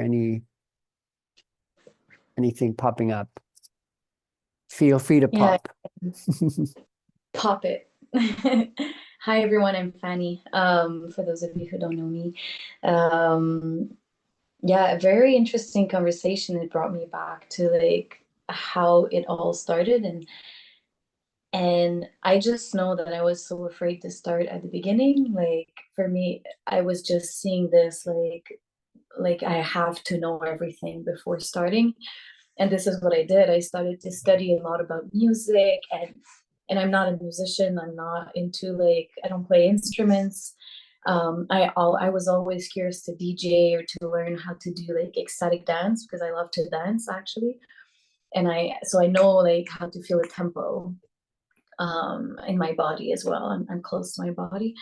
So it was interesting because it just looked like a very crazy thing. Like, how do I do this? And I really wanted to take my time. And there's like two ways for me, like the live playlisting and then the like construction of a playlist that like goes through um like a software and everything that is super different than using apps. And I remember I was in Maya, and Pi just gave me his iPad and he was like, "Oh, you're doing the music for this one." And I was like, "What?" Like, no, like, so it's not my iPad, it's not my music, it's not my library. Like, I don't know anything. And I was just like going from one song to another. And I was like, "Oh no, not this one." And then choosing another one. And I just remember afterwards, like looking for feedbacks from everyone, like, "How was it, guys? How was it?" So it was really like, yeah, I felt all possible emotions in that session, and it really opened me up to like how much creating a playlist is really also like an inner dance by itself. Like in any place that we can be with inner dance, would it be facilitating, laying down, creating a playlist, like touching, whatever, it's really like there's always a personal process and a collective process as well. um so it's been very interesting for me to like get to know the apps, and like I really took my time to like just start, and I was just curious. Like I was just playing with my noise for a while and like listening to the different ways and just like bringing up all the layers and just shifting. And I had this kind of like curiosity in me to learn and to observe what it is. And also we were studying a lot and like going into like all the structure of the playlist, like how to kind of, and like why, and like what would create this and what would create that, like kind of like showing results or like. And I just remember like I wanted to really start slow, so I was like starting to download a lot of sounds, and like I was not so much into songs but still using songs, or like looking for lyrics that have a lot of meaning in them. So like, something either spiritual or like that gives a message, or that makes you reflect, or that is holding a question. But back then we were doing much more like playlisting with songs or sounds, like or um, yeah, using like songs with like lyrics in it and less just sounds. But I was also curious and like, okay, what if I just like do a playlist with like nature sounds, like forest, like what's in the forest that I can go get go get different sounds from it. And so I had this idea to really take my time, and I started to categorize, and then I got really lost in my own categorization and librarification, because it didn't match. Like I was starting with naming, okay, this is human, and then I was like, okay, but this is human, but it's also drumming, so it's also an instrument, and but this is also this and this and this, and everything could fit in all categories at some point. And I was like, okay, I really don't know how to do this. So I started to do like, okay, this is delta and theta and like all of this, and then I got confused because I didn't know anymore what was which. So it was a very, what I mean, confusing sometimes, but very interesting process to get to know my brain also. Like this is what Helen and Pi were sharing. Like it was for me understanding like the chaos that I'm holding actually, like, and sometimes how much do I categorize, and like, is it in this or in this, or like what is the meaning of the things that I'm holding in me. And so I had like deep processes, and one night I just did like whatever, I'll just try something. And I've been using Audition as a software, and now it's interesting because I cannot open it from my laptop anymore. It just crashes every time, so I can't use it anymore. But it worked then, and I still have some playlist in it that I cannot access. I'm just waiting for something to happen that would give me access to it again. But yeah, so I'm just having this chaotic library that is not really defined, but a little bit. And I'm not having like, I had this idea to have like a perfect library. Like, okay, I want a bit of ocean, I want cosmic, I want, like I wanted to have a bit of everything, which didn't happen yet. And then I started, and actually I created a playlist in one night, and I got so surprised. Like I didn't remember, like I did it until like midnight. I went to bed, and then I couldn't sleep, probably because of the whole like listening to weird alien songs sounds for some time. And I woke up at 3 a.m. and then from 3 a.m. to 6 a.m. I finished the playlist, and I went back to bed. And then when I woke up at 9, I was like, what? Did I? No, that's not true. I dreamt about this. I opened my computer and I'm like, oh shit. And I listened to it, but like I'm kind of like skipping through it. And I'm like, whatever, I'm just sending this. So I actually sent it to Helene and Pi, and I was like, I don't know what happened, but this is a playlist, and like, give me your feedback. And It was really good, by the way. It got so much Yeah. good feedbacks. Yeah, it was like quite good. And I have like 2 versions of it. There's like Terence McKenna talking, so I was a little bit into like mushroom thing. So so this was one part, and then I have it without the talk of Terence McKenna. So yeah, it was like super interesting, and people started to use it. We were having a training at the same time, and like, yeah, people were laying down on it, and it was super interesting. And for me, I realized that like during the creation of the playlist, like, yes, all of this that I'm having here, like all of these notes are good, and like the structure is here, and it's really important to understand and to know it. But when I'm creating it, there's not this like I'm putting this exactly here because I know it's gonna, like, there's no intention anymore. There's no me anymore. It's not about me creating this because I'm wanting to have a certain outcome. It's like there's something just like channeling through, or I don't know how to explain, but it's just like there's no brain anymore. There's no like trying to really get an outcome out of it. And of course there is, because the knowledge is in me, the knowledge is in my body. But when we talk about the body knows how to create it, then this is the body like just allowing itself to create without coming from like, okay, well, I want this to get emotional, so I'm gonna put this violin because I know that strings are gonna like create this emotional reaction in people. So it's really not coming from that. Like, but if there is a violin, what is the actual intention behind it? Or what, like, why do we choose what we choose? So like this idea of selection and combination is very interesting, because we do have access to billions of sounds and more. So why do we choose exactly this one? And sometimes we can have an idea of like, oh, I want to bring people to like the cosmos or something, but we actually don't know what's going to happen, because there is like the intention that we're holding, there is the creation of the playlist, that it is alive, like it's alive and it's live. So like, it is something that breathes by itself. And then there is what people are actually going to hear.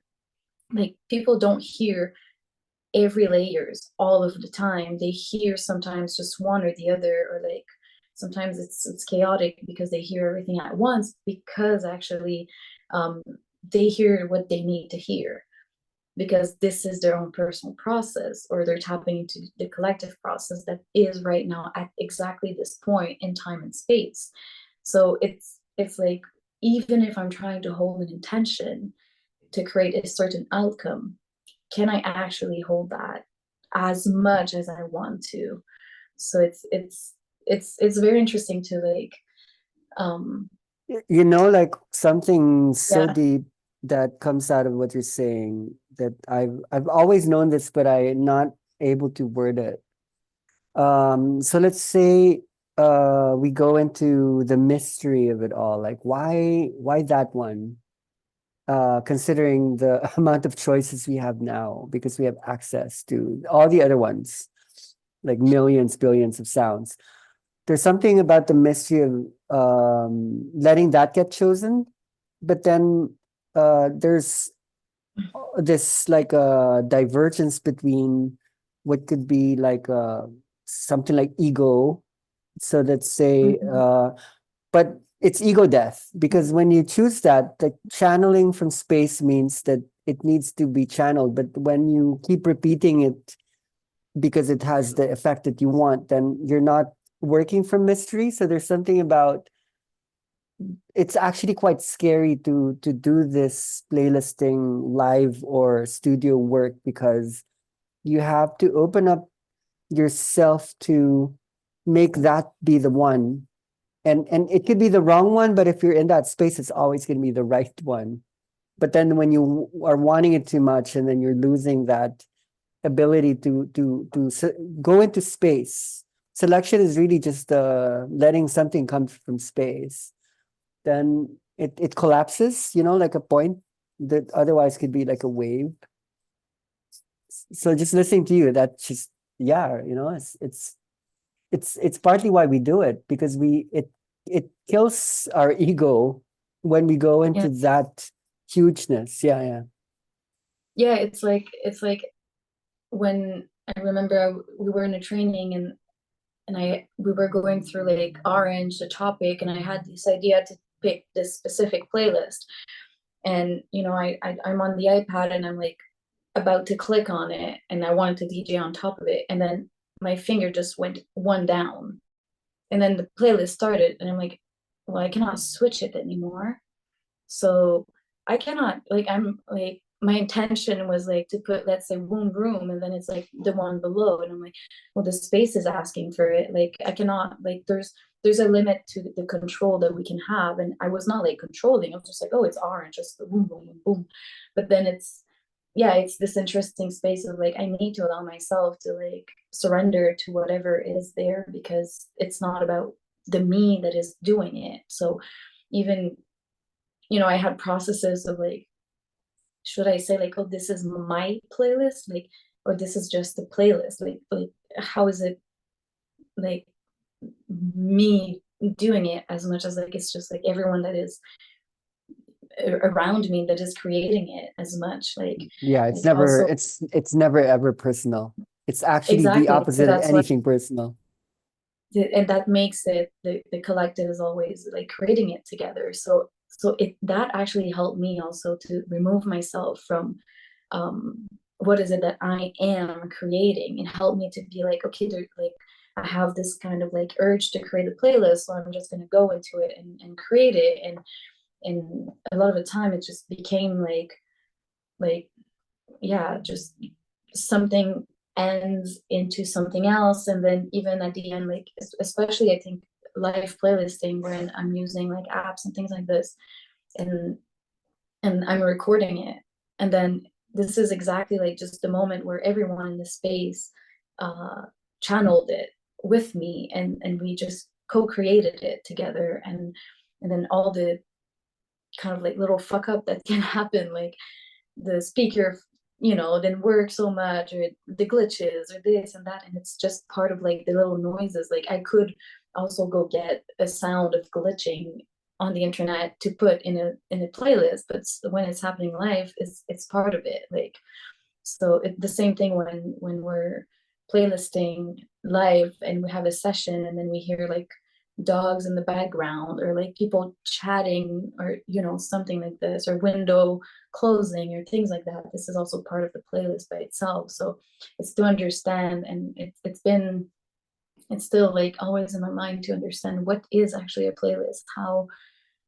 How can we understand the influences of all the elements around us that bring it into what it is. So yeah, I guess that's my grain of salt about playlisting and the history of me and playlisting. Thank you so Thanks. much. This is so information and insight dense. When I was teaching playlisting a long time ago, when playlisting was becoming part of the trainings more and more, not just holding bodies. This is about 12 years ago. Yeah, like 13 years ago. I really saw the central point in making this part of the training within the dimensionality that inner dance holds. Metacognition is really it. Metacognition is a way in which consciousness becomes self-conscious and awareness becomes self-aware. And so when you think about meta language, a meta language, metacognition would be to become aware of how are you choosing the words and combining them in a sentence, like in time, what you're doing in space, which is so difficult to perceive because it's pure intuition. It's not something you can think about, but somehow you're able to put the linguistic word units into syntactical combinations perfectly.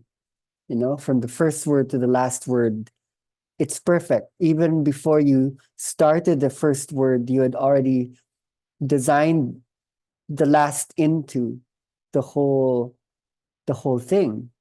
You know, time is just a formality of something that had been already pre-written in space. So when through my whole history of playlisting, you know, looking at my devices while people are going through past lives, the cosmos, this is my mirroring process. It was never really just about inner dance. It was about meta consciousness. Like I was looking at how consciousness had a structure, and I was looking at that structure, and it was called space.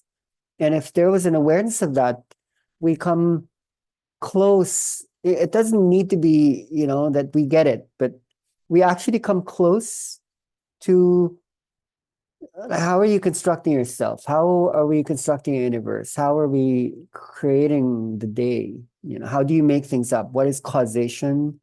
What is determinism? What is fate? What is the true nature of time, of destiny? Playlisting is a doorway to that. And anyone facilitating, conducting a training, this is the point. This is the essence. It's not just because this will be the carrier for the experience. There's always been a lot more. So this idea of ego death and channeling, this is probably why the work is so magnetic, not just as an experience, but as a service to others.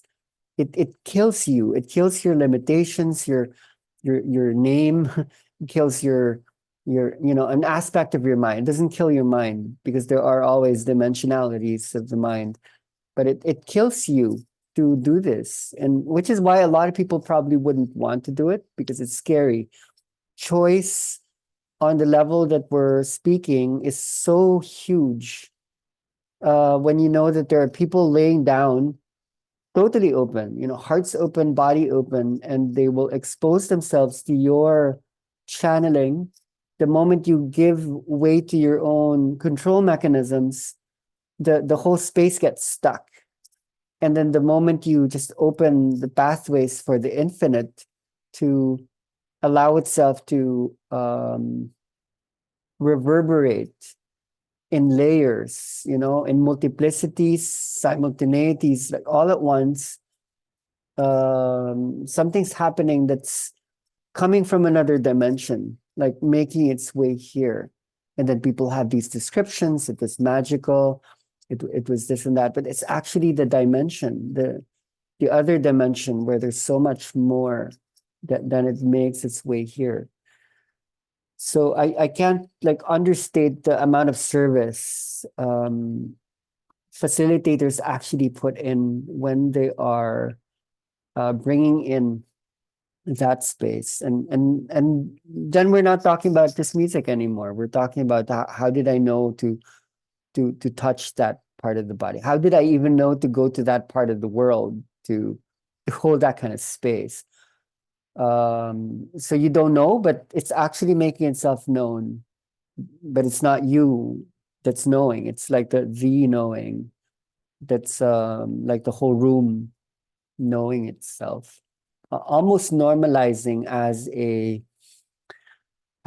kind of new ritual or new way of interacting, new way of being that's seemingly not thinking, but in fact, like a bigger thinking is happening. Okay, I thought it would be interesting for Mario to share his experience because he's had this interesting process of, okay, you went through the online journey, and it's so interesting how you entered playlisting with your wife, where now you're creating, you're also training people, not in the energy process, but through specifically the sound construction in Spain. And really like the way you would construct something and your wife needs to be there. So she becomes the mirror. She would lay down, and probably your wife is co-constructing the playlist to her own body. So maybe you could talk about your process, what it was like from the beginning up until the current moment where you're going into modular synthesizers, which is really fun and complex. That's a long story, Pai. If you could encapsulate it in a nice, nice way. I will do it. Hi, everyone. My name is Mario. Yeah, with my wife, we have this project, Amornautas. And very shortly, my story began with a line. My wife, she did a training, and his teacher told her how to create a playlist. And she came at home and she said to me, okay, we have to create a playlist, and this is the line. So she was just a line going like this, and then falling down. I like the music. I like to play. I play guitars, percussions. I like to play everything, but I'm not a professional. I learn everything what I learn by myself. So I just imagine what this line could be. So I can translate this line in an emotion. I can translate this line in a feeling, in a sound, in a tempo. So I did my interpretation of that line, and the result was in a studio production. It was like a playlist that we use in the future for several months, and it was working. It was working very good. It was very easy, like a simple playlist, like a sequence of songs. Nothing with the effect, nothing with my noise, nothing with themes. And that was the beginning. Then I met Pai, the inner dance training, and after a couple of months, we saw in this structure, in this process of playlisting, a lot of power. I saw personally, the core of everything. For me, was the core of everything.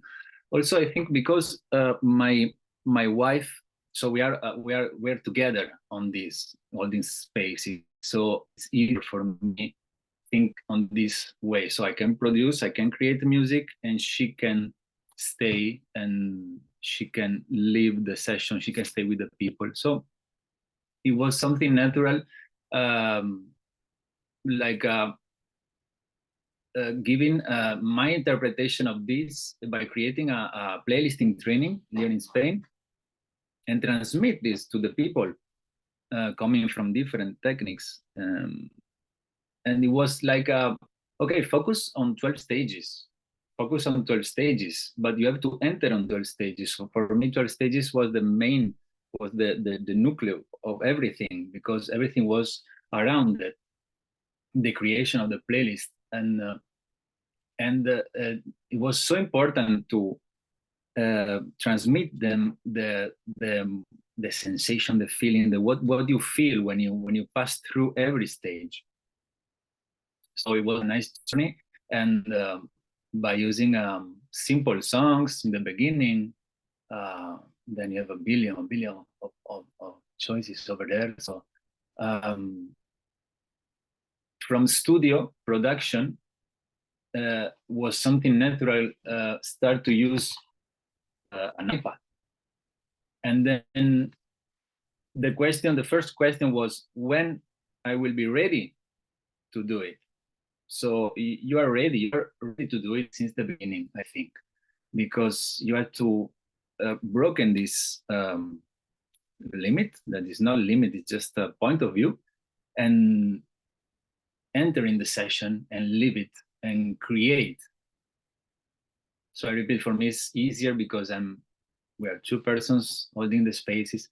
So it's but for me and for her is something magic that what's happening, because we don't realize where we are during the session. The music I create is something that I'm not focused at a certain point. After, I don't know, 10-15 minutes, I don't know what is running. It's like I'm inside on a dream, and I'm living the playlist with the people, living the music, the journey with the people, but with my eyes open. Sometimes I realize that I'm there and then come back inside, and the journey follow this path, and it's something magic. So by using a bass, simple bass that I created in studio with songs, I broke this playlist made by songs on the space the first time. Then I start adding noises.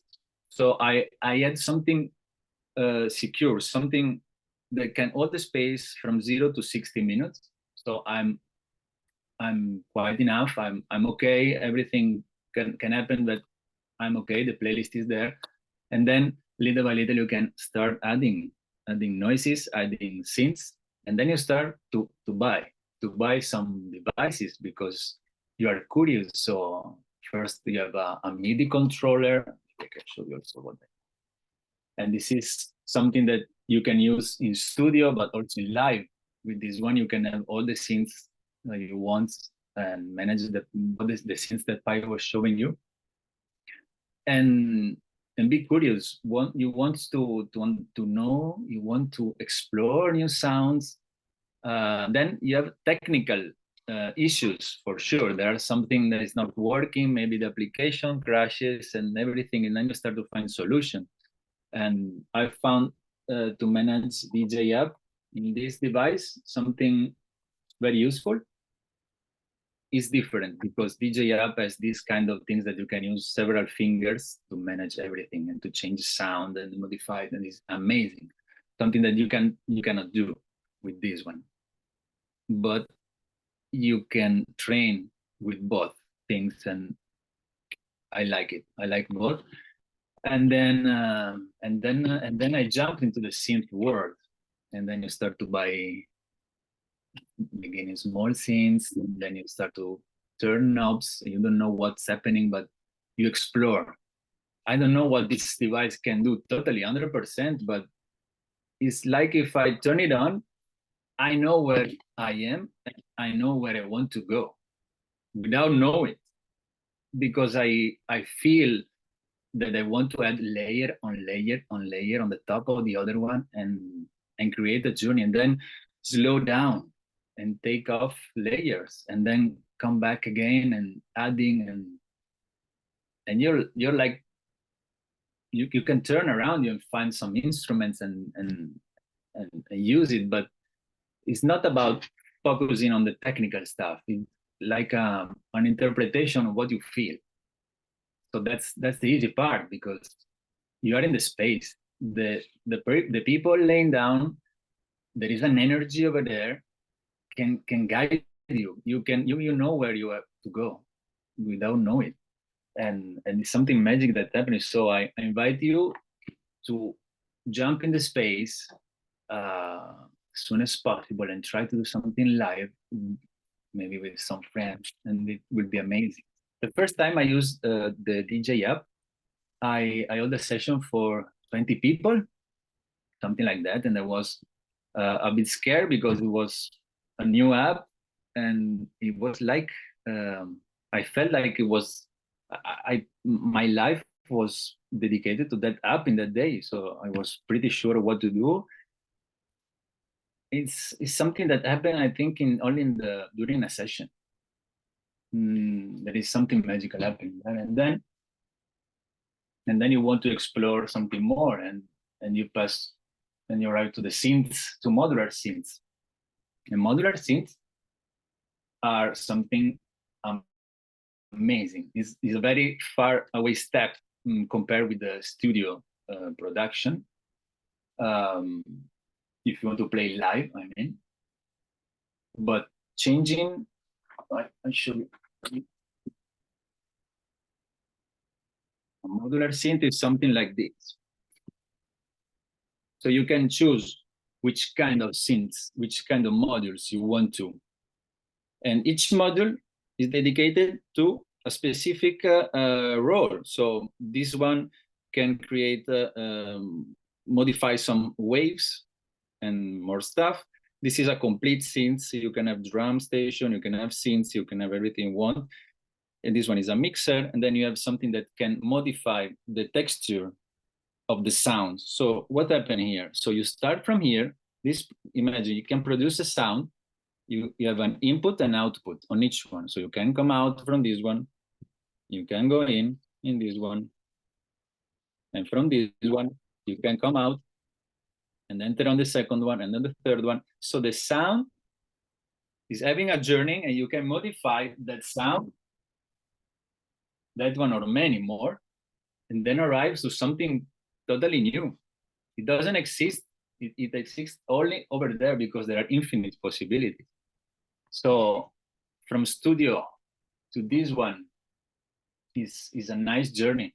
It's a nice journey. I don't record nothing about my session, but because I want to live it, and I want to be ready to do it again and again and again. And sometimes during the night, me and my wife, she lay down here, and I want to create for her a short journey, so 20 minutes, 30 minutes, just to relax after a day.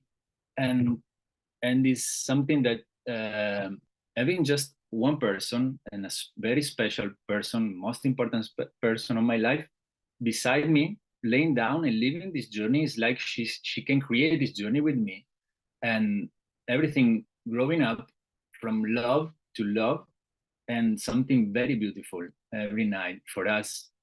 We can create something very beautiful. I share a couple of these projects in the group, and many people, they loved it. So I think it's a good practice with love, alone or together. So more or less, this is my experience. Amazing. Wow, thank you. It's really inspiring. So inspiring to listen to stories. Because I was listening to people sharing excitement, also anxiety years ago, but now to be listening to people and seeing that they have grown their studio. Like we just finished a training in Maya yesterday. So it was only 10 days. Normally we do longer. And this one was the first one we ever did for Spanish speaking people. So there was translation involved. And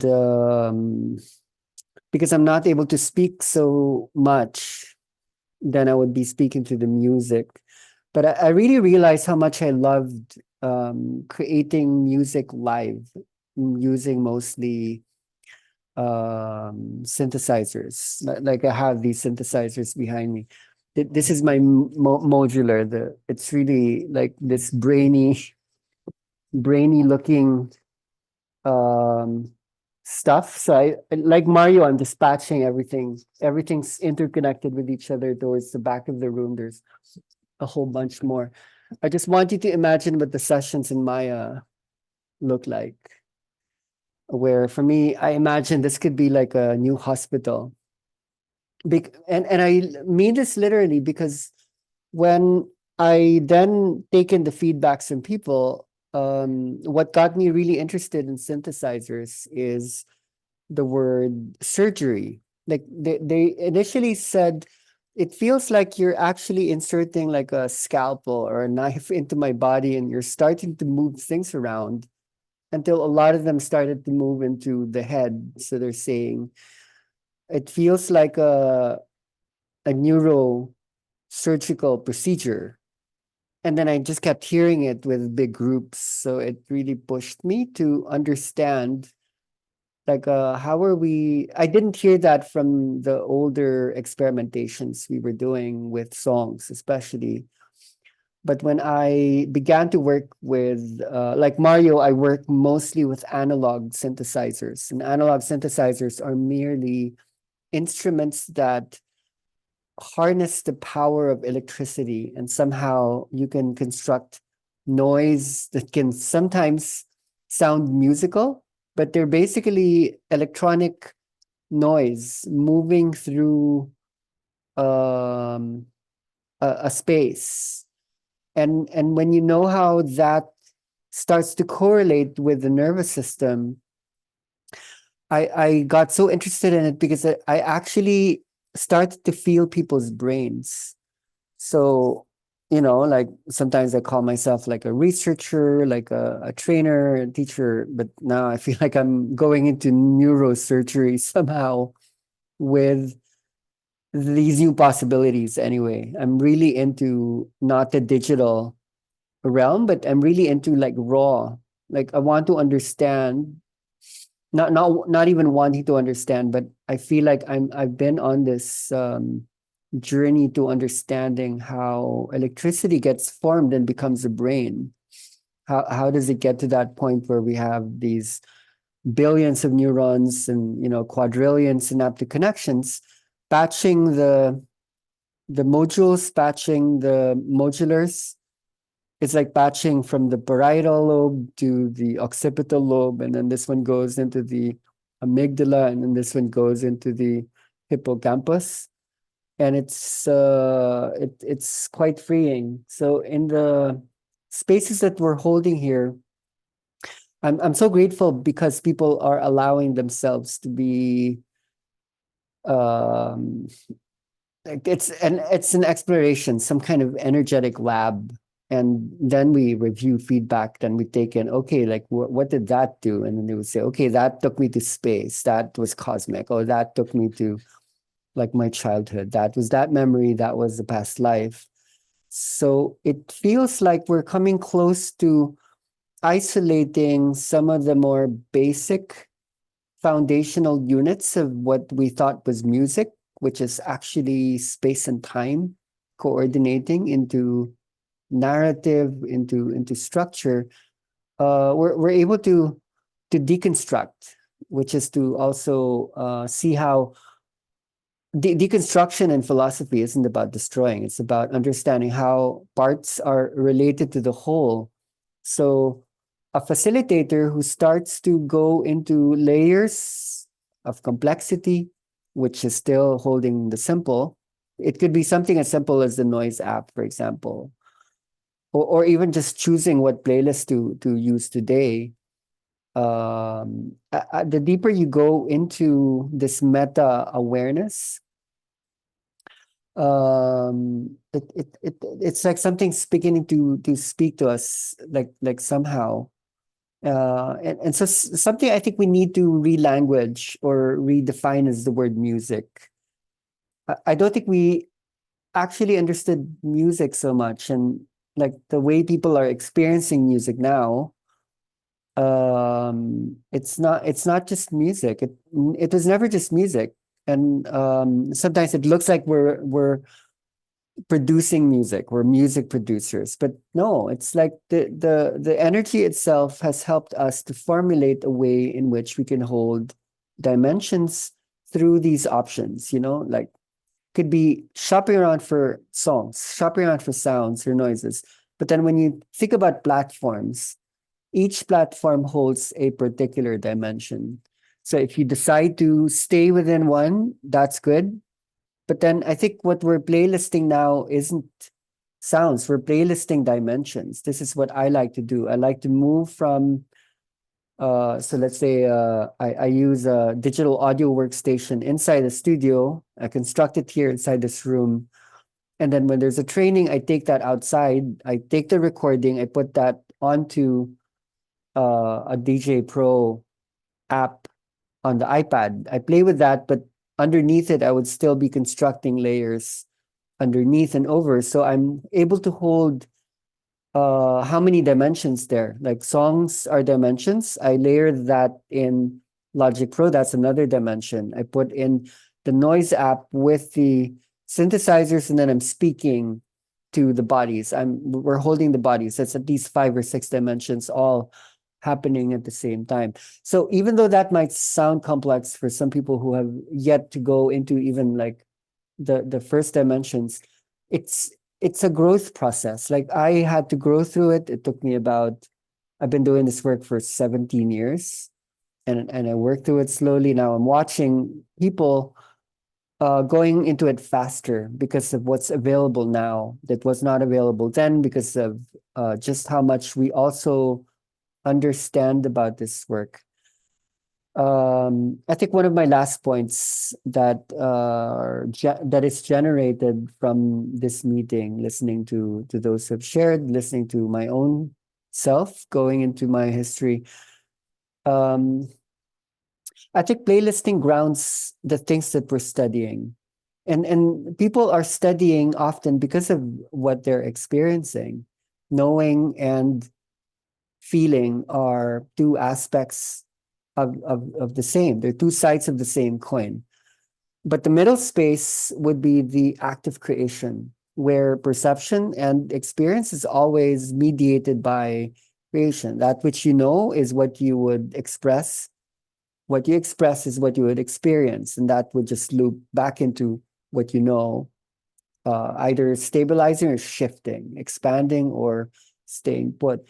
I feel playlisting in the work that we do is somewhat a grounding process that follows the studying, because it's knowledge applied, literally. It's knowledge applied. And I think most people have an interest in music anyway, but the level in which we are exploring music is just so, it's much too interesting to deny. It's much too, it has too many contributions that we need to acknowledge.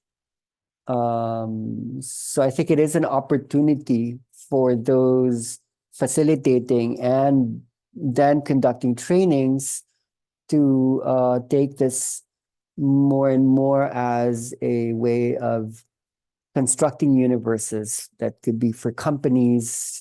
Children in schools could make their own songs that they could lay down to. They could, capture sounds from the office or school or nature. Like the question is, how do you bring all that together into a seamless narrative that's constructed by pure flow? That's the intelligence of the earth, like coming through. I really actually enjoyed listening to everyone like share. Let's open the space for questions, because we're all studying together. Are there particular practical things? So in this call, we're holding Studios Mundos and Innerintensive in one call, because there are people in Studios Mundos who are studying this and are taking their time. Innerintensive people will be going into this. So for the meantime, we're combining forces. So if anyone would like to hold a question based on, playlisting basics, like this is your time.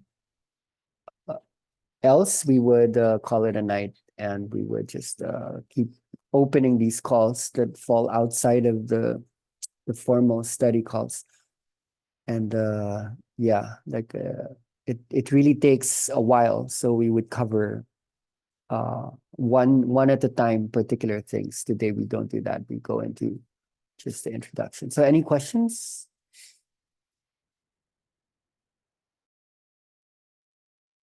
I have a quick one. Hi. This is Eileen here. Hi, everyone. So when we're speaking about switching or creating changes, is that the same as having a trigger in the playlist? Yeah, exactly. Like a switch is a Okay. trigger. Yeah, and it could either be like a, it That doesn't was an easy one. seem, Thank you. that's a good one. That's a good question. It doesn't seem like a trigger because most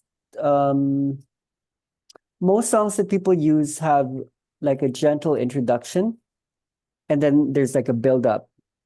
And usually a trigger would be understood as like something sudden. But I think at the end of the day it means the same thing. Yeah.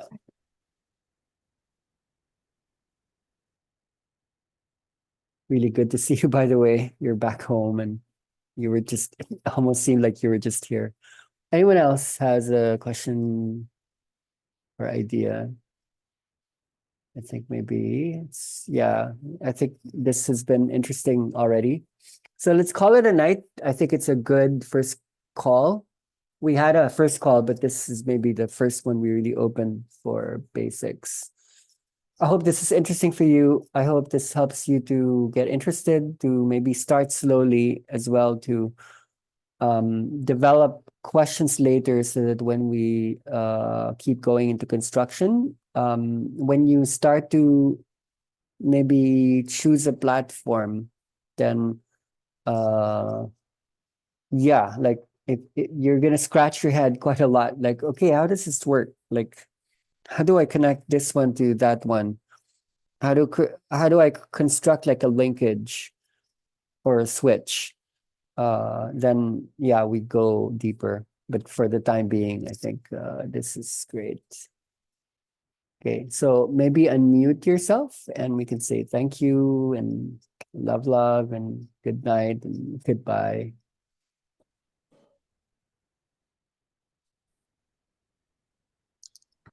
Thank Thank you. Bye. Thank you. Thank you. Bye-bye. Thank you. For the cat. you.